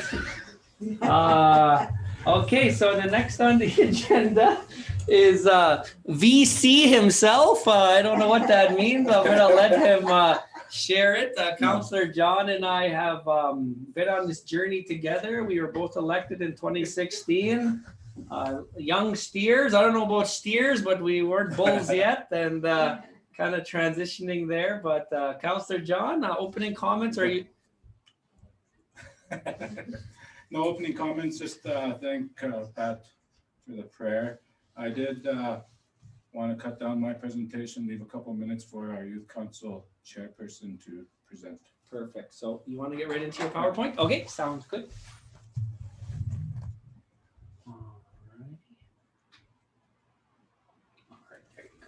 I think I'm sharing. Am I sharing? Yes.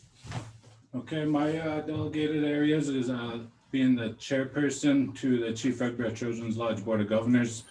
I work with the Youth Council, currently starting up Cookums and Mushums Committee, Radio Bingo, some project management teams, co-chair to the Finance and Admin, council representative for the Powwow Committee and COVID Task Force team.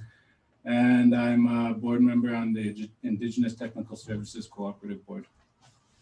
Next slide. Next slide. Chief Red Bear Children's Lodge. I sit as the chairperson. Recently passed our financial policy, our human resources policy, and our Board of Governors bylaw. Exploring not-for-profit corporate structure. So we'll give the board a little more autonomy and liability insurance for each board member and its employees. There's been many success stories already for families being reunited and connected back to Cowessess First Nation.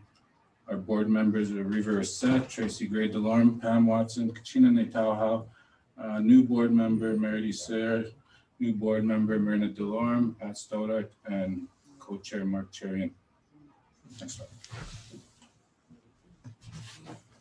Youth Council. I've been mentoring the Youth Council on leadership development. I'm currently involved in the creation of our Education Act, the 2021 Community Plan, and hold various committee positions within Cowessess. Youth Council members are Chairperson Mia Buckles, Logan Stevenson, Riley Delorme, Aiden Tanner, Lila Redwood, Brianna Belgard, and Ethan Raw. So we'll talk about more with you, say, with our president. Okay. The Cookums Mushums Advisory Council. I was working on the implementation of an advisory council that will give direction to the chief and council on different decisions. Developed a draft rules of procedure and presented it to the seniors group via Zoom. Received feedback and will amend the draft document before it's presented to chief and council. The idea is to have members on the advisory council, that anybody in attendance at future meetings that are 55 age and older. Paradise Radio, working on that with Tyson Delorme, Jennifer Pelcher, and Rhoda Kamasi on the development of Radio Bingo and its IGR license. The application has been submitted. The radio being live streamed online will have the ability to hold an online bingo up to 3 days a week, with cards being sold anywhere within Saskatchewan, and hoping to launch that by July or August of this year. Are you the bingo caller? I could be. Different project management teams I sit on. The water treatment project will be complete within 3 months. This was a $4 million project that will supply clean, healthy water to citizens. It's updating the reverse osmosis system combined with a remineralization unit. Member on the roads project along with Councillor Gary. This project brings us $2.7 million for this year and an additional 1 million next year, and I'll address the 605 grid and various side roads yet to be determined. We just completed our Grandview Heights approach. Member on the contaminated sites project, along with Councillor Gary. This is a $2 million project that will address the contaminated sites on Cowessess. We'll also address the cleanup of Refrigerator Hill at Horry's Crossing. Did you push a few refrigerators down there? Couple tires. Finance and Administration Committee. I co-chair the Finance and Administration Committee with Councillor Pat. With the years of mentoring I received from Pat, I've learned a lot of finance in the financial area with Cowessess, our financial bylaw, and how to properly budget. I take part in the executive team meetings and provide feedback to policy amendments and creation with CFN management and staff. Cowessess Power Committee, I'm the council rep on that committee. This will be my 8th year as a committee member. Currently assisting with the 2021 traditional powwow budget and planning with the powwow president Glenn Pelshey and committee members. So hopefully we'll know within a month if we're going to have a powwow this year. And I've been taking part in the COVID task force team meetings. That's it for slides. I'm just going to share the screen. We'll have a quick conversation and bring in Mia.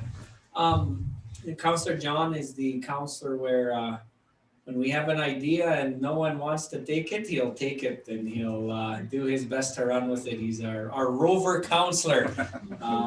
If something needs to happen, Councillor John's really empowering the youth voice. You know, one of the things we've learned being leadership is our under 21-year-olds have a view of the world that how they see Cowessess. Our 22 to 54-year-olds have a certain view of the world. Then our 55 plus, they have a certain view of the world. So John has been leading the creation of a youth council, and it's not a committee. We give, how much did we give the youth council? 20,000? 25,000. 25,000 last year. And we told them, listen, this is yours, create a treasurer, create a president. Our president's gonna sit with us right away and, you know, lead with the youth what you feel it's, and John's been on there mentoring. John also helped create a Kokums and Mushums. We called them Kokums and Mushums. Some of them didn't want to be called elders. And so Kokums and Mushums is what we call them. And again, making sure that their voices are empowered. And John has shared that the end goal is to make sure when we make these decisions that the youth council have some input, that Kokums and Mushums have some input as we're making these big decisions. So John, I have one more question. I can't remember what it is, but you know what? I'm going to let Mia sit here for a bit and you sit with her and you guys have a quick discussion. Okay. So Mia, hasta mo ta. I'm going to move.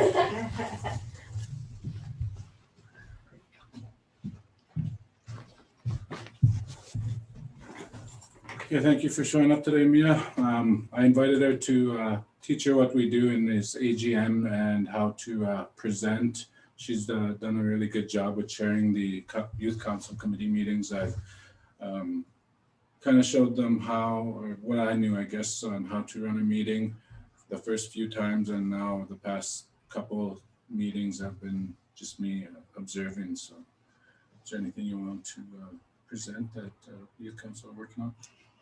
Right now, as was mentioned, we were working on the education policy. So we've discussed a couple different things within the policy, like we said dress guidelines. We changed it from a dress code because it sounds nicer, I guess, to the youth. Yeah. We're also working on respect and code of conducts.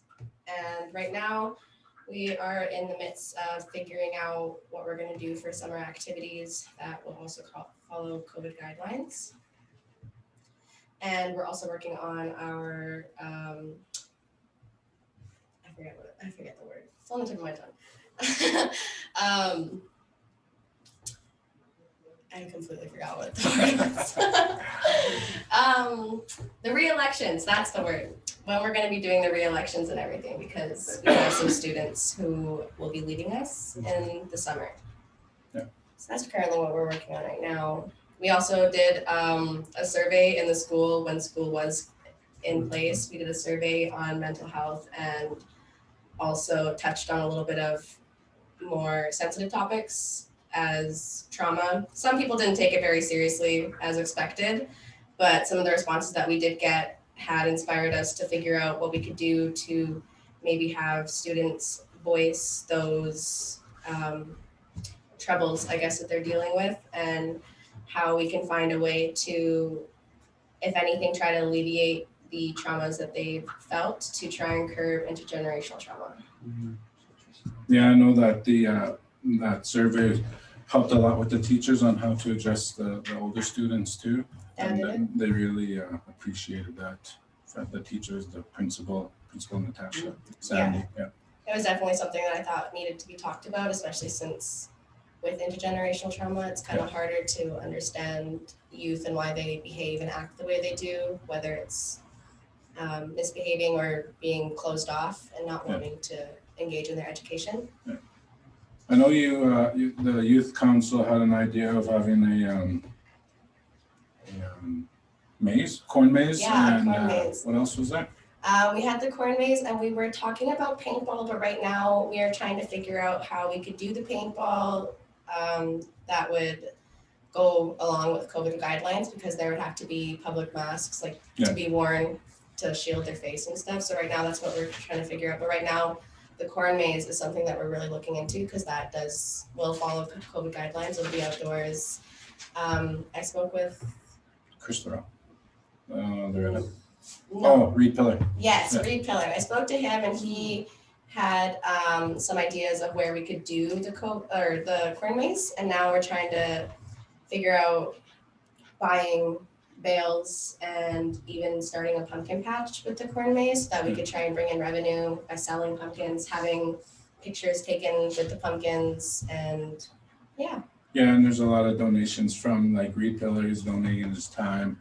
The lands office is finding us land and giving us band membership rates, I guess, to lease that land, and to have Halloween paths or trails, right? Yeah, that's what I was thinking. I was thinking what it would be fun was we have the hay bale maze first, the corn maze and everything, and then once Halloween nears closer, we can deck it out all spooky and maybe have some of the youth council volunteer as actors, and it'll be fun.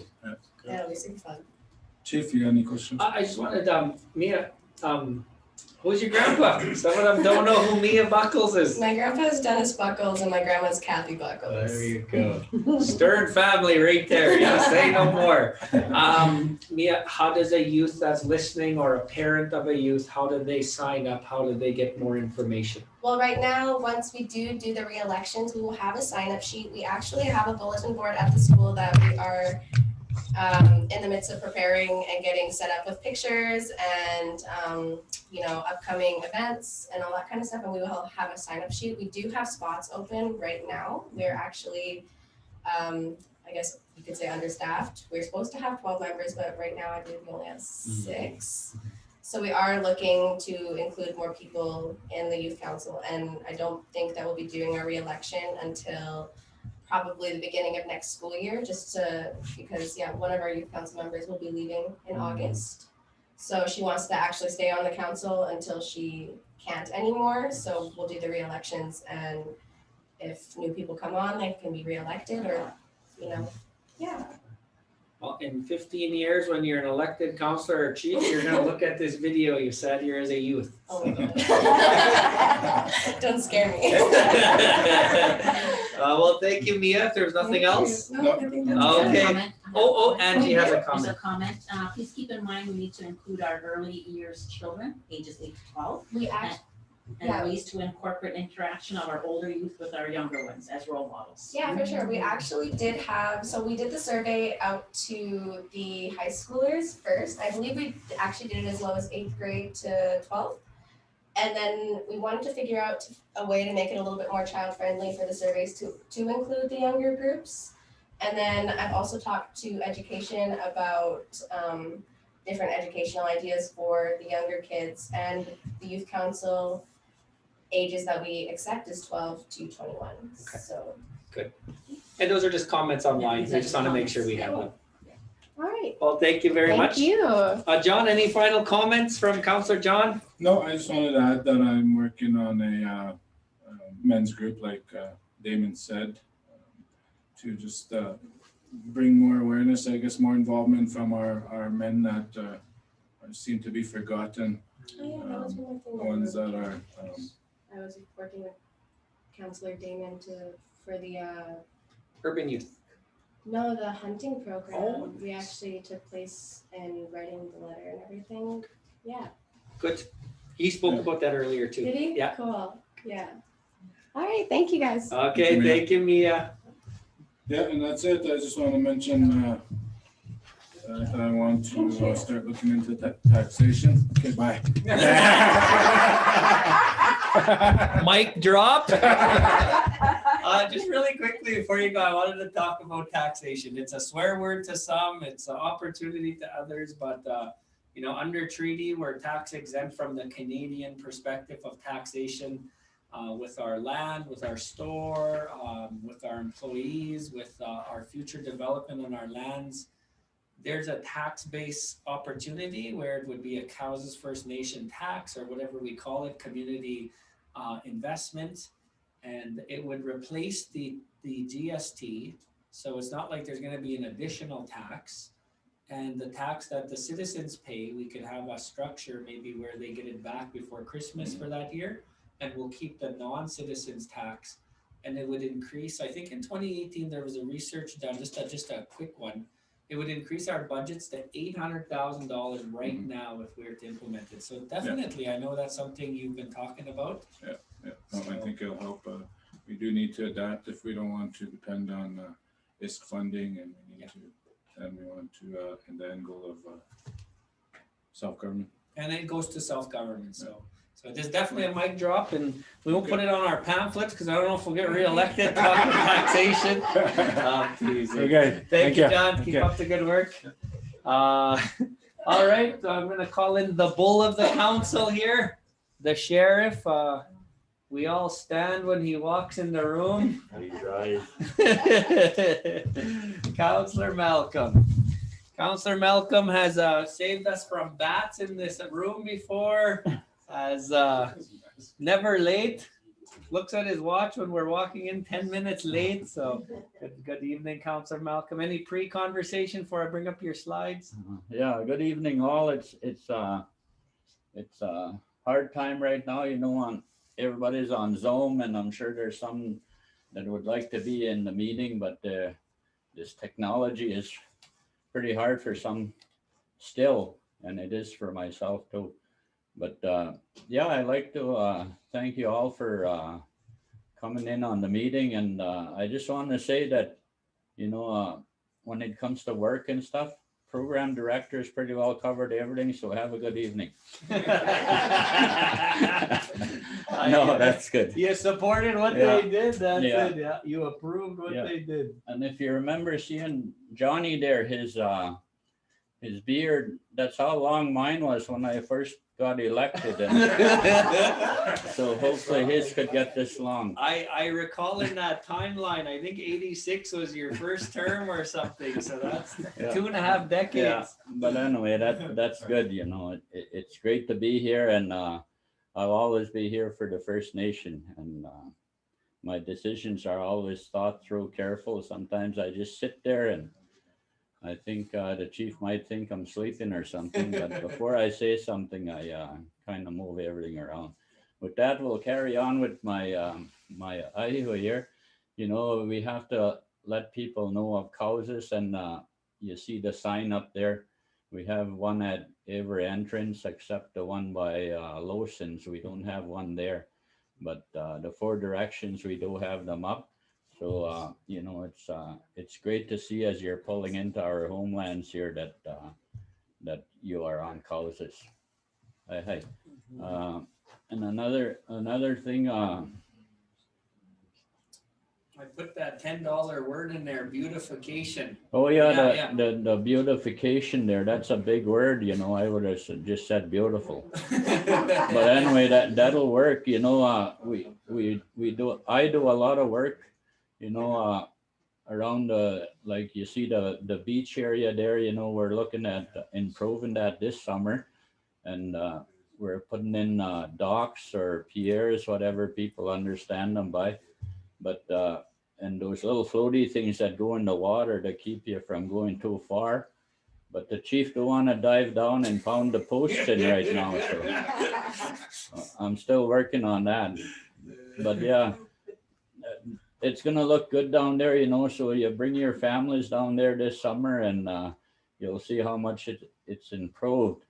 And come out and relax there, you know. And if you like to have a little zip of something, you know, please keep it clean. You know, I go down there quite often, and I'm picking garbage up in bottles, you know. And you know, I just gotta say, you know, if you're gonna go have a leisure time down there, you know, pick your bottles up, you know, put them in your truck or your car. I mean, you brought them there, so take them away. On that House numbers and street names. house numbers and street names, I'm always arguing about with the chief about this one. But we're thinking of changing some house numbers will stay the same. Like we start from the southeast corner, Gordy Pelchy's 1, Sandy's 2 on 3. Things like that won't change, but in between there somewhere we're gonna start changing the house numbers.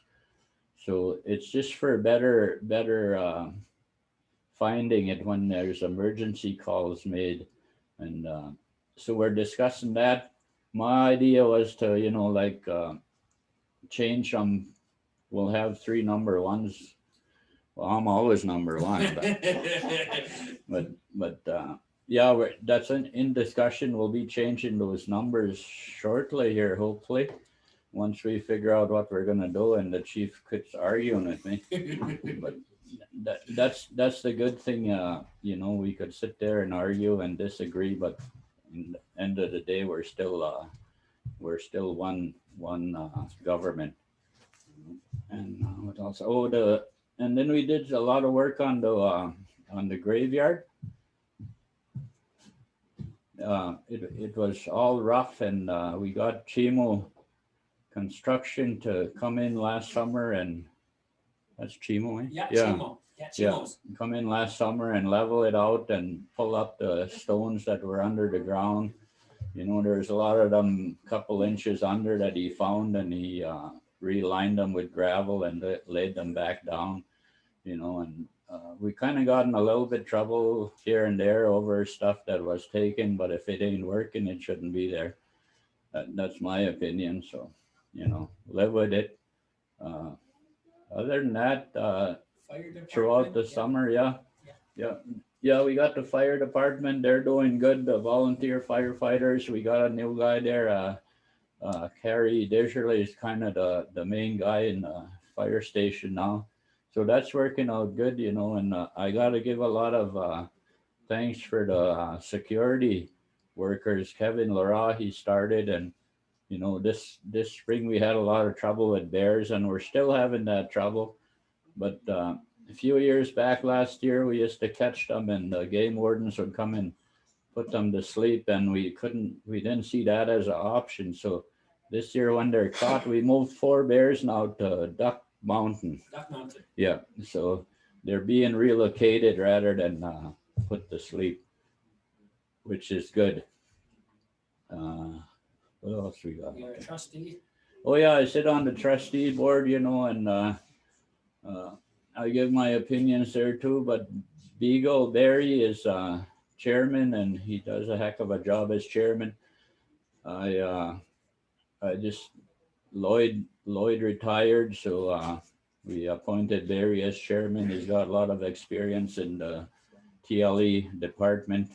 I've been around since the signing of the TLE, but I really don't know the dictionary as good as Barry did. So we appointed him to be chairman here, and he's doing a heck of a job. You helped Carol and Tony with the community plan. Carol, right, and that's still on the go. That's supposed to be done now. It's restarting again. I just wanted to bring the camera back. So Malcolm is very humble. He's never, he's always busy. Malcolm's the counselor in the chambers that sometimes we think really big and we're thinking worldview, and Malcolm will always bring us back to never forget that our community, we cannot move forward without our community walking with us as well. So Malcolm always make sure that, you know, from the reserve, the borders on the reserve, our on reserve citizens, community members are a part of all of our growth. So you know, we all bring a special something, and you know, that's one of the things. Malcolm is definitely the most advanced counselor. You know, he's always here on time, first one in the morning, cleanest vehicle in the parking lot, and he's always at the mall. You know, and I could sense that Malcolm is at the mall for members and citizens to talk to him. You know, sometimes, you know, including myself, we try to act too busy, and, you know, we are busy, but Malcolm will always make sure he's front line, that if someone has a comment, they tell Malcolm and he comes right to the source and tries to figure it out. So, you know, I just wanted to mention that, Malcolm. I don't know if you had any comments or questions. You know, when it comes to talking to people, a lot of people just need somebody to talk to, and you know, it's not, I tell a lot of people, you know, if you want to talk and you want it to stay up here, that's where it's staying. You know, I'm very confidential when it comes to people telling me, you know, and it does good for them to get stuff off their chest. You know, so I'm sitting there listening, and I try help them out by, you know, like I've been alcohol and drug free for 40 years and over 40 years, and, you know, it's a good life. So, and I ain't afraid to tell them, you know, straighten out here, because I live a good life. Hi. No, you do. And, you know, just a couple things. So the grave site, we have unmarked graves. Flower Days on Sunday. Malcolm is preparing and leading Flower Day. So this coming Sunday's Flower Day. Don't forget that. But we have a lot of unmarked graves around there. And starting in June, we got this grant for $240,000, and someone's gonna come with a machine and start finding our unmarked graves. It's a part of our healing. So Malcolm is gonna help with that as well. With the house numbering, I just wanted to mention really in a serious tone that we've had ambulances and stars come to Cowessess for emergencies. And I'll give you an example. We have a house in the upper sub that's number 189A, and in the lower sub 189B. And so when an ambulance is coming to Cowessess, they don't know that. They just go to 189. And sometimes these are life and death situations. So that's why Malcolm is very animate about, we have to adjust our house numbers. And, you know, change in the community is tough at times, and people are, you know, pretty proud of their numbered houses. You know, we do want to make sure we give time for you to change your driver's license, your SAS Power, your Sask Energy, but we are going to bring some recommended house number changes coming up. And the disagreements Counselor and I have is I still think we should have 1 to 200. And Malcolm says, well, why don't we go with our street names and then 1 to like La Valley Lane. Kelly would be 1, Ken would be 2, stuff like that down La Valley Lane, and then so on and so on every street. And then, you know, down Ogama Trail, it would be 1 to whatever. But Malcolm says if we do it that way, then we can have room for growth for other homes. So anyways, we're going to come up with some ideas and then send out a letter to every home and see what you think. So I just wanted to mention that. No, that's all good. And I just like to thank you all for listening, you know, this evening and tuning in. You know, we're chief and council for you people. You elected us, and the only way we could get things done is by being a team. You know, we have to work together. When the meeting's over, we have to be able to, you know, smile at each other. And now it used to be shake hands or hug the women, but now it's just the punch. So as long as we keep that going, you know, we're gonna go a long ways. Hi. What do you mean? You don't hug men? No. I'm teasing. Thank you, Counselor. Yeah, always there for advice and guidance. All right, we got 2 more counselors, and we're gonna do the draw for the fun. No questions? No, they don't ask the sheriff questions. And then we're gonna do the draw for the $500 patio set. And the rule is you have to be on for a minimum an hour. So Pat Kirtle's been taking advice. So without further ado, Friday evening, we know him as Ricardo, but on the voting slip, you voted for Richard Asagan. So come on down. You kind of have the Ricardo look this evening. So Counselor Richard, one of our busier counselors, always on the go. He has many boards he sits on. He looks after the stewardship of the land for us, some legal cases. So without further ado, Counselor Richard, opening comments, or tell me when to put up the slide. Please put up the slide. All right, I like you. Right to the point. All right, Counselor. Okay, I'll go right to this one. Yeah. Okay. Hi, everyone. Thank you for the prayer. I think Pat Sparvier did the prayer. Thank you. It's great to be here. Enjoy working for Cowessess. I like the name that's being out there. We're getting a good name. We're doing a lot of great things. And the citizens are the ones that benefit from everything that we do. And I like to work at the nation state, at the sovereign level. And we need to occupy the space there. So I'm responsible for stewards of the land, which is the air, land, and water.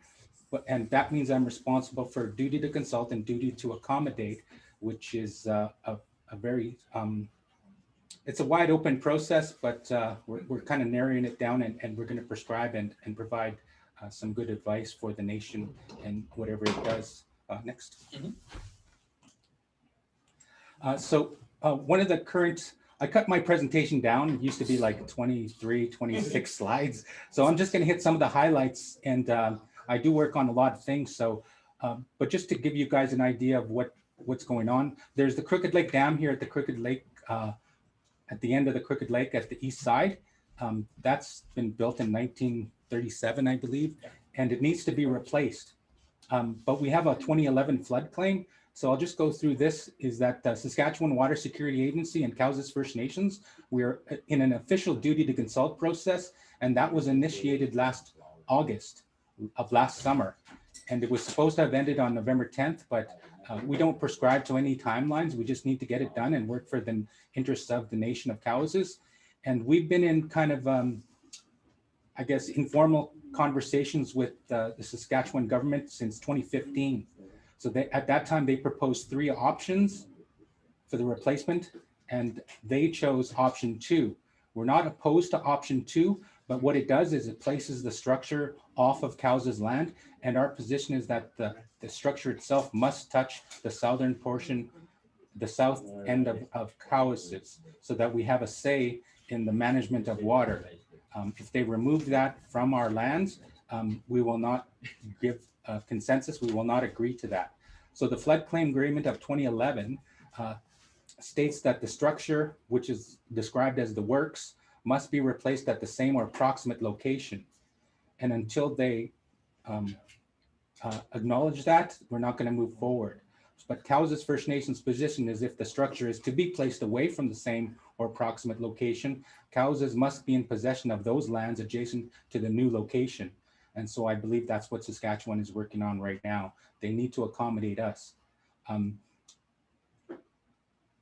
During this process, we completed a full-on reserve boundary survey. And so we have an up-to-date boundary survey. We have the maps, Lands holds copies of the maps, I hold copies of the maps, and the nation itself holds copies of the maps, so that we have up-to-date, accurate, the boundary survey identifies the boundaries of the nation. And some of the things that we're working on right now, which Saskatchewan needs to do, is that the new location at option 2 site, we want to do an erosion study, because that will change the boundary location of the community, because the river itself, the Qu'Appelle River, that changes from year to year, from decade to decade, and the new structure might change that much quicker. So we need to know what that boundary may be based on an erosion study. So that's Crooked Lake Dam. Next.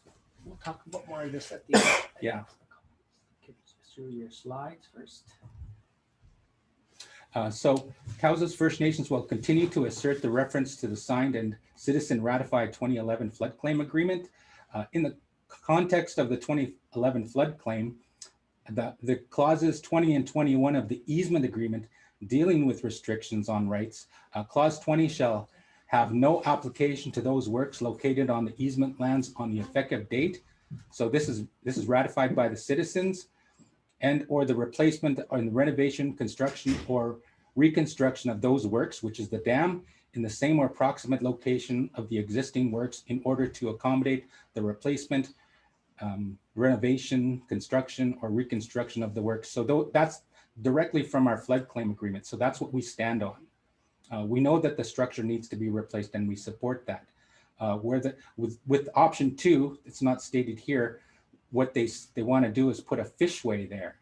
So it's going to be a benefit to the citizens of the community, so that it's going to be a safe place to go fishing.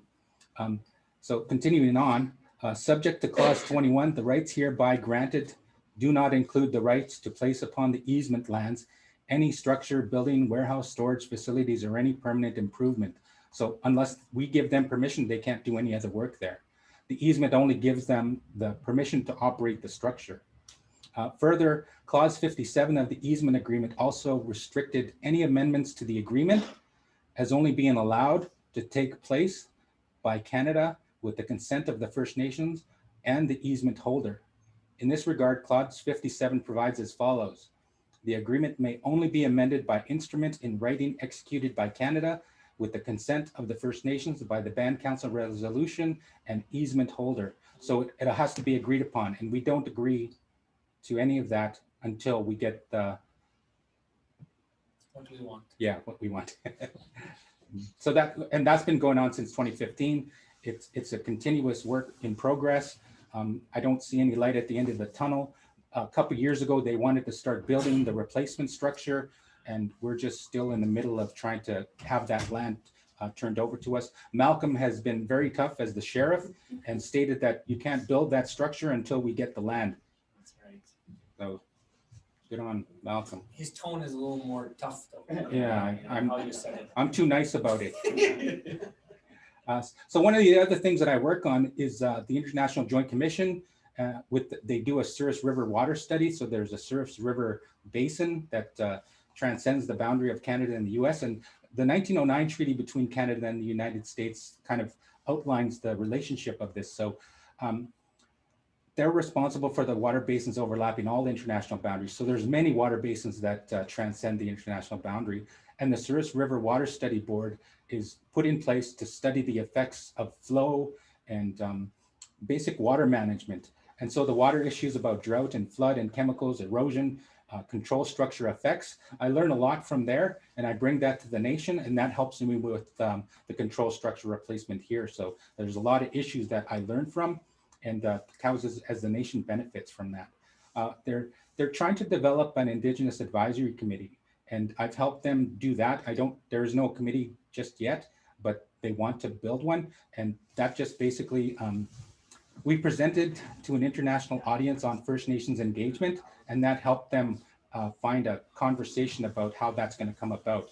And so just on a side, without a committee, I review reports and I provide advice still to the International Joint Commission. I get invited to a lot of meetings. They got 6 commissioners, and I've been online and I've spoken to a lot of them, and I give them advice, and I give them a stance on what Cowessess and what being a First Nations to a treaty means to this 1909 treaty and the management of water basins. And so it's a really good experience, and it benefits Cowessess in so many different ways. Richard, really quickly explain what the Souris River is. The Souris River is that it's almost at the end of the Capel River. It starts, the water basin is actually on the south end of the Canada #1. And so the Souris River Water Study Board is basically studying the water basin's effects about chemicals, drought and flood, erosion, control structure effects there. And so what they do is the Souris River floods every other few years, just like the Red River in Winnipeg. And so what they're trying to do is they're trying to manage that so that there is no effects to First Nations lands, because some First Nations communities have to evacuate their territories when the water is flooding. So that's what they're trying to learn. And so they include First Nations and their voice and kind of like manage that so we're included.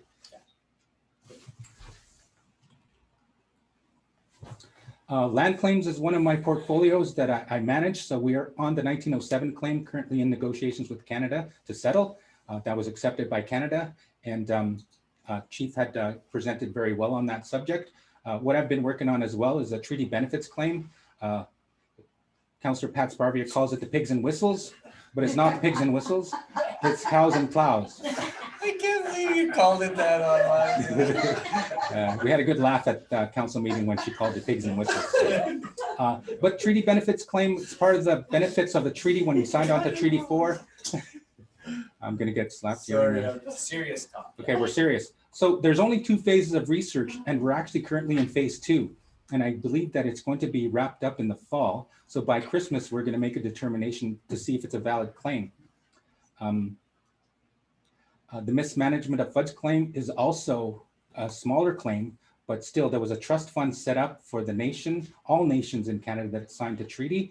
And most of those trust funds were mismanaged out of existence. So if they were managed properly, we wouldn't have to be fighting for money. We wouldn't be operating in the deficit budget. So what we're doing was we're in phase 2 of that research project as well. And we most likely will have a valid claim. There are only 2 phases in research, and these all may be completed by next year, by January. So I can say it will be completed by the fall, but council has to make a determination based on the research. If submitted as a claim, so the timeline, Canada has 3 years to respond to any of these claims that we submit. So 1907 took decades of research and coordination by many citizens that have passed on and current, and that's going to be coming to fruition. We're still in kind of the development of doing the research to fill in the elements that will, determine how much this is going to be worth. That's it for this one? Yeah, that's it. You have one Any more. questions so far? No Okay. questions. You got 22 more slides. I cut down my slides this year. So I sit on the Indigenous Advisory Monitoring Committee, and that's a committee that was set up by the Trudeau government, whether you like them or not. They're trying to they're working towards reconciliation and inclusion. And so the Indigenous Advisory Monitoring Committee, as they approved a major project, which is the Line 3 replacement project for the Enbridge pipeline, what we do is there's this committee that's attached to there. And what we tried to do is to learn from that experience and try to include First Nations voice and traditional knowledge so that it'll help them manage major projects and even probably in the future place more conditions on other major projects, or even just listen to First Nations and how it's going to affect our homelands. And so they may stop in the future some major projects and in consideration of our needs. So monitoring, we have pre-construction monitoring, we have construction monitoring, we have post-construction monitoring, and that's designed to look for heritage resources, sacred sites or chance finds, teepee rings, buffalo rocks, that kind of stuff. So the monitoring portion is very important to our nation as we have major projects that might disturb some of these sites, including graveyards, burial grounds, and so forth. One of the emphases we're working on right now is in emergency management. We just did some research. We hired some consultants. The government gave us some money to hire consultants. What it does is gives us the templates so that any nation can develop an emergency management process for their nation to respond and to be included. So just like us, what is that? Ocean Man? They had a pipeline burst there. And so they had to call outside sources to come in to clean it up. And the response time, the spill was continuing. And so what this does is if there's a pipeline burst to break in our region, Cowessess will be able to hire its own citizens to respond to do cleanup and management of that emergency cleanup. What we do also is we do file reviews of the conditions that are placed on any project. And a lot of the conditions are meant to consider First Nations inclusion and voice and everything like that.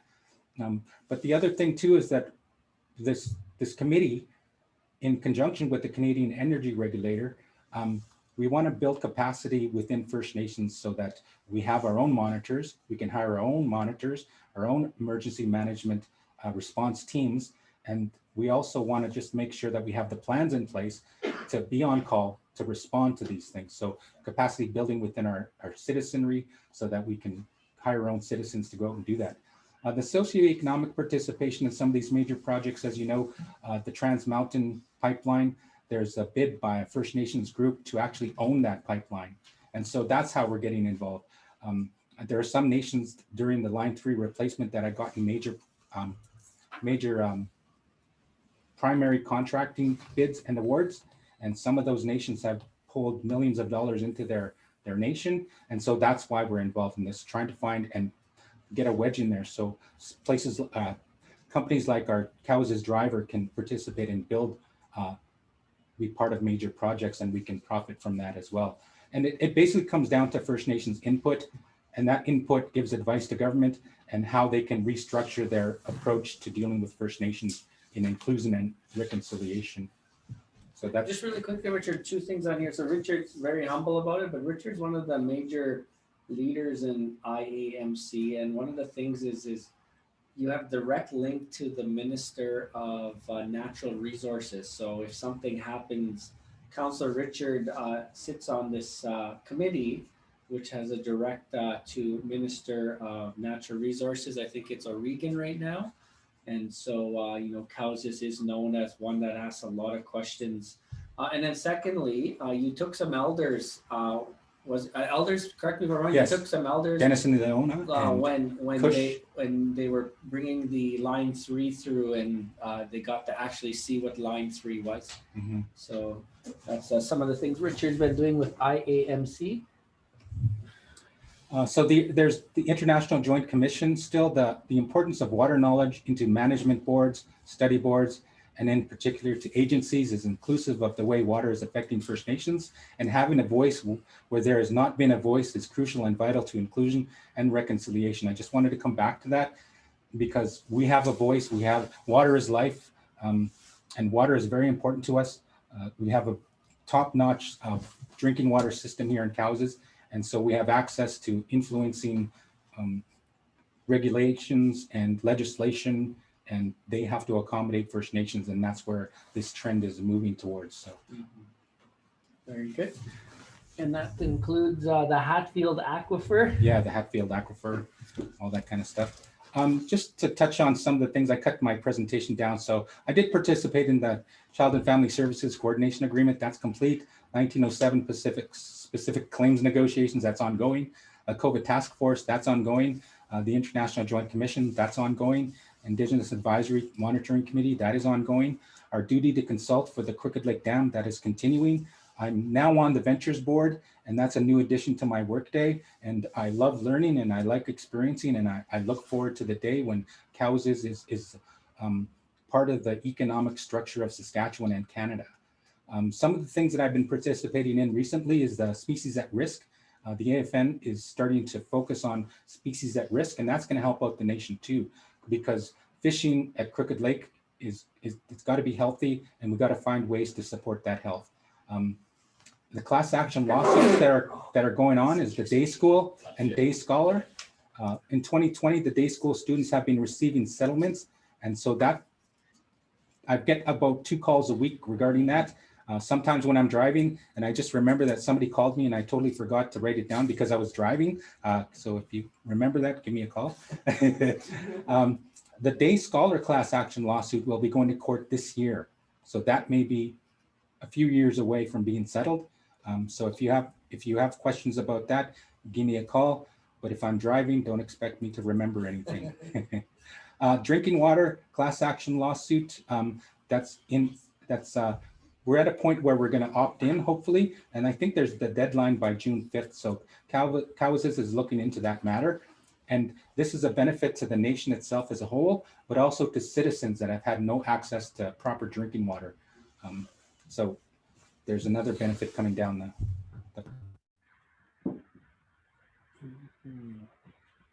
I'm going to bring this down here. So Councillor Richard, that was it for slides. Okay.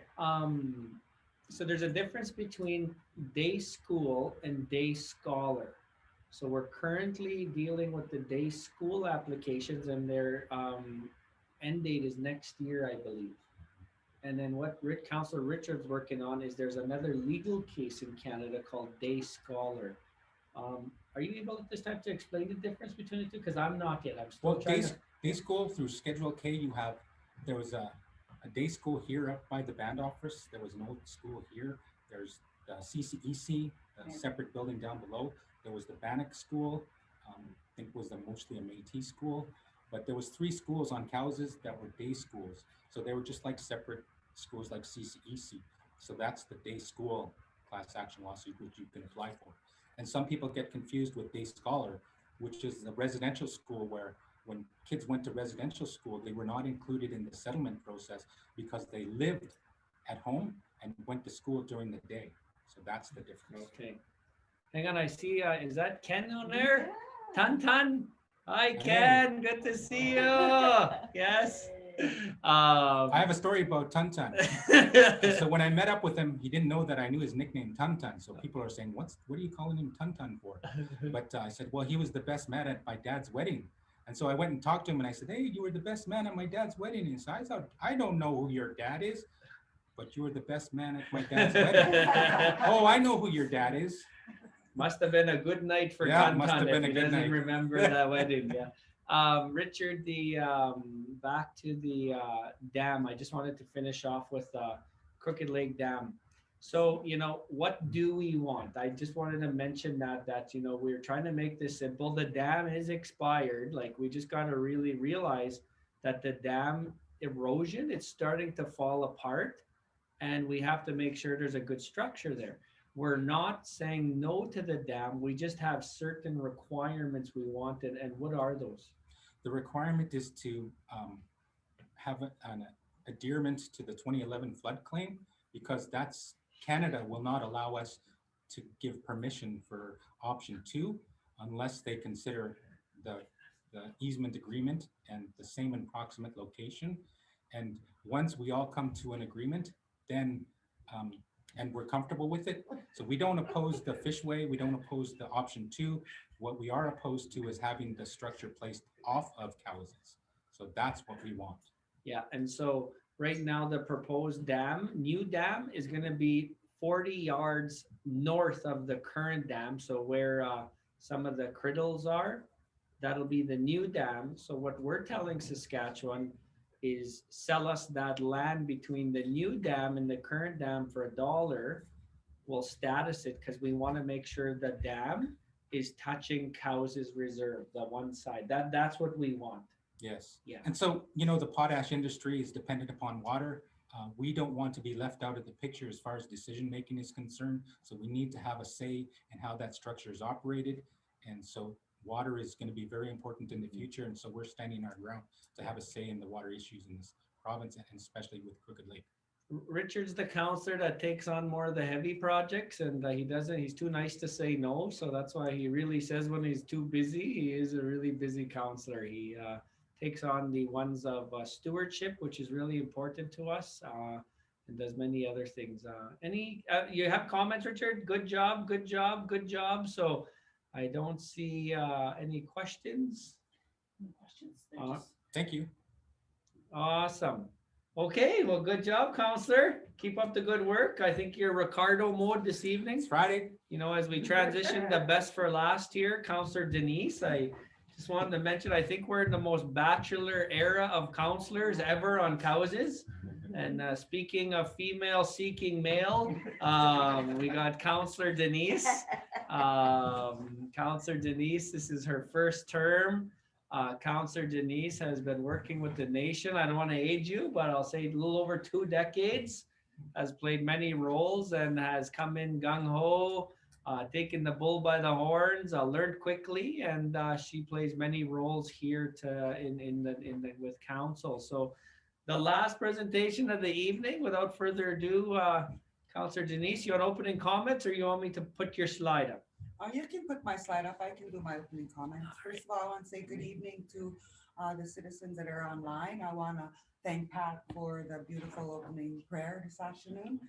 One of the first comments that I want to make is to say, hi, Dennis. I miss you so much. I want to just come and give you kisses and hugs. So I'll come and see you soon. And I'd like to apologize to the citizens as I've not been able to attend some of the gatherings that we've had, like wakes or funerals or even some events. This COVID has us being extra careful. Our family is supporting our dad right now. He's going through some health concerns and extra care needs to happen with that. So my thoughts and prayers are with those that are suffering from loss, from sickness, from mental illness and loneliness. Now is the time that we need to be supportive of one another. I'm not going to keep you any much longer, but I do want to encourage questions if you have any.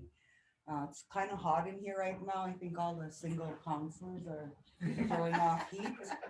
Got So- Cheska, 1 second, counselor. I'm having some sound technical They can't issues hear here. me. Do I got to do that all again? No, we're just kind of there we go. So you're speaking into this mic right All here. right. So just don't spit in it, but Don't you spit in it. speak close to it. There we go. So I'm hoping you heard my opening comments, but I'm not going to go into detail over the meetings that I attended, but I have them up there because they were already discussed and updated by those respective leaders. Learning and being part of this team has sure been busy, as you can see by the meetings that I've been in. Some of them have been every day. There's been a couple of them where there've been two on at the same time. The coordination agreement, we had our final meeting, and that one was a real learning experience from learning from all levels of government on how process is done. The COVID task team, we do that weekly. We were doing it 3 times a week there at one time. The one I want to concentrate on is the Eagle Women Tribunal and the development and the training. We were launched on March 22nd of this past year. I'm very proud of our board and the commitment and the open minds to creating a new way of dispute resolution and what that entails. The support and feedback and the discussions that we've had at that board level has been really learning on both sides for both of us. So I'm the facilitator. I feel I'm just a facilitator of the meetings, and the ideas come from the board. So creating something new, dispute process, tribunal process is it's awesome. It's bringing in our values and our traditions into a dispute resolution process that was there in the past, and we just want to bring it back forward into our procedural manual and how we deal with it right now, especially with the Pimatisawan Act is where we're launched. So we need to be cognizant of the best interest of the child. We've had 10 training sessions to date. More training is always going to be identified and ongoing. So some of the trainings that we've completed at the board level is an overview of Canada's legal system as it pertains to legislation agreements. We reviewed the Bill C-92, Charter of Rights, Human Rights, review and of the Pimatisawan Act, decision making and writing, evidence review, bias, and some of the trainings that we've had. We have created an Eagle Woman procedural handbook, and we have just recently approved that on Wednesday. So we'll be bringing that for review at the council level as well. Communication strategy. A communication strategy, I guess you could probably go to the Next slide. Yeah, yeah. you just tell me what. So the communication strategy is something that we're going to be developing as well, and bring it out to community meetings where probably have Zoom meetings, question and answer sessions, just so people know what Eagle Women Tribunal is. And the reason that we really haven't did a communication launch right now is because it is new, and we don't know what we're going to be presenting, I guess, to the community. So now that we have our manual, we'll be going through that with our directors of the nation, with chief and council, and want to bring some of those things to the community level as well. As Loretta mentioned yesterday, Eagle Women Tribunal has had establishing our office space. Can I go ahead and tell them where it is? So we're really excited about this endeavor. A motion was made at the council level for our location, and it's going to be beside the old hall. In the trees there, we're going to clean it right out. We'll keep the trees there. It's going to be really beautiful once we're done. I feel this is the ideal location, as the amenities are close, the infrastructure is there, and we'll be close to the mall, to the store, to the daycare and everything, but still have that autonomy of being separate from the van, and make it comfortable and relaxing enough for our citizens and community to be able to drop in. We do have a web page. Thank you to Rhoda for our communications, and we will be updating that as we go along. And we also have a box number. It's box 305 Cowessess. So with that, I just want to thank you for taking the time to listen. I'm proud to be serving in the capacity that I'm serving in, being a servant to the community and citizens. I want to just ask the community to continue to be safe, and I want to encourage vaccinations, because I feel this is the best way that we're going to get back to hugs and being able to gather once again. So open for any questions if anyone has any. Wash your hands with WD-40. Denise, so Denise has been very servant counselor and just taking something and running with it. She helped create Eagle Woman Tribunal from an idea to giving birth to it. Now it's just a baby. Denise, your mindset is governance. Where do you see us going now that we have our constitution, our Mio Pimatistuin Act, and self-government, following bylaws, following policies and whatnot? If you just share a little bit, I know you've been very passionate about following our laws. Thank you, Chief. Really good question. One of the things that we need to do is to work with our directors and getting the legislation, our laws, our policies to get the Eagle Woman Tribunal included into the legislation, as that's going to make give us the autonomy, I guess, to hear any disputes that come up. Because right now we only have the jurisdiction to hear from the Pimatistuin Act, and until we get the jurisdiction from the administration side, that's one goal that I'll be looking forward to, working with the directors and getting Eagle Woman Tribunal included into our legislation, but also working with the community. One thing that we do talk about is self-government and how does that look for Eagle Woman Tribunal. And thinking and talking about creating an act or something to bring to the community so that they could approve Eagle Woman Tribunal to hear administration disputes, as they did with the Pimatistuin Act, and to hear those disputes. So that's a long-term goal and something that I look forward to as well. Plug here just in case somebody's speaking up. We did have a question here. It is about Howard, but it just said, how do we talk to find out Howard Delorme's house number? I believe that's a TLE house. Is that a TLE purchase And that's house? always one of the issues that we have, right, on the house numbering and stuff, because if there ever was a concern and someone, where do we send them to? And we just probably have a legal description. Yeah. So that's a good question. Good question. We'll find out, because I know in the RM of Grayson, where Howard's house is, we'll have to find out how they do that, because house numbers on the reserve, they're kind of on the reserve, and then off the reserve. The TLE houses were purchased as your most private home without actually being able to resell it in certain sorts. So good question. And another one said, good job, Denise and Richard. So very good. Talk about your jersey. Final question. How does this Ethan Bear thing affect you? And what's your jersey mean to you? I'm really glad that you asked me that, Chief. So I'm a real Thunder's fan, Ochap Thunder fan, and I was at the game when the decision came down for the Bushi one, and there was a game going on that night, and the atmosphere changed when the decision came down, you could pretty much tell within 5 minutes of which way it went because the atmosphere in the arena really changed.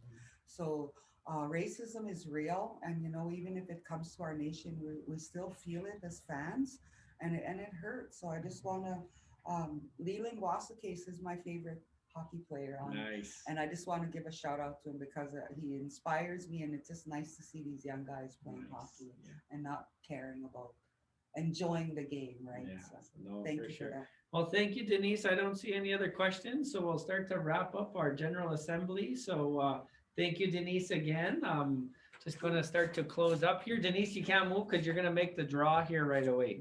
I just want to thank everybody. We fulfilled our 2-day spring assembly. I wish we could have been sharing KFC and at the mall.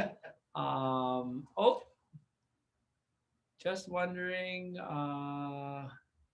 Curtis is excluded from the meeting as I believe this is the second AGM he has not reported. I'm going to put my shield down and talk openly as possible. Councillor Curtis attends duly called chief and council meetings regularly. And that's the duties that he has accepted. Other options have been given to him. Nothing has stuck. We have done our part. We keep him in the emails, but people do have to meet us halfway. I do get a little question sometimes as the chief, as I'm told, get your counselor in line. I respond by saying I'm an elected chief to work with 8 counselors. I do my best, but if people voted for a counselor, sometimes you have to help and nudge, nudge. Exclusion, I've heard the comment that I have excluded Curtis. I just want to say I don't feel I have. I can explain it as best I can. I send emails, I keep up to date, but yes, he has not presented in 2 AGMs. In the Election Act, a counselor is to attend a duly called meeting, and that is the bottom floor, and he is fulfilling that. All the extra duties that all these other counselors have presented are, benefit, and he has not wanted and has fulfilled his any extras that we have asked or he has wanted to. So I thank you for the question. I know it's not an easy one to discuss, but I just wanted to be fully open there. And just remember, there's 3 sides to every story. You heard mine. So, if anybody talks to Curtis, I'm sure he has his as well. With that, I do want to start to, if there's no more comments or questions, I just wanted to recap yesterday. Our directors, our executive director presented a full evening, very good updates. Your nation is in good hands. We got some amazing directors. Council, we allow them to be directors. Council, we're looking more at the forest. Just because some councilors maybe didn't talk too much, we are involved in every decision at the chief and council level. And so everything else we've shared is just extra things that we're trying to. Our end goal is self-government, our inherent rights, our treaty rights, and everything like that. And I hope you all enjoyed the 2 days. These 2 videos are going to be up to on our YouTube channel, so you can watch this again. Our PowerPoints will be uploaded onto our website, so you could look at them again. And we are trying to fulfill a very transparent government on your behalf. So on behalf of council and management, I want to thank you. We're very proud, and it's not easy being a chief and council, but we do our duty the best we can, and we are healing and getting stronger. So without further ado, someone is going to win a patio set worth 500. And One race logo is gonna. Denise, I don't want them to gun me off, so you're gonna pick it. Everybody that's been on for an hour or longer, your name's in here. You got to do the Sega thing. There they go. I'm gonna hide at my house for a week.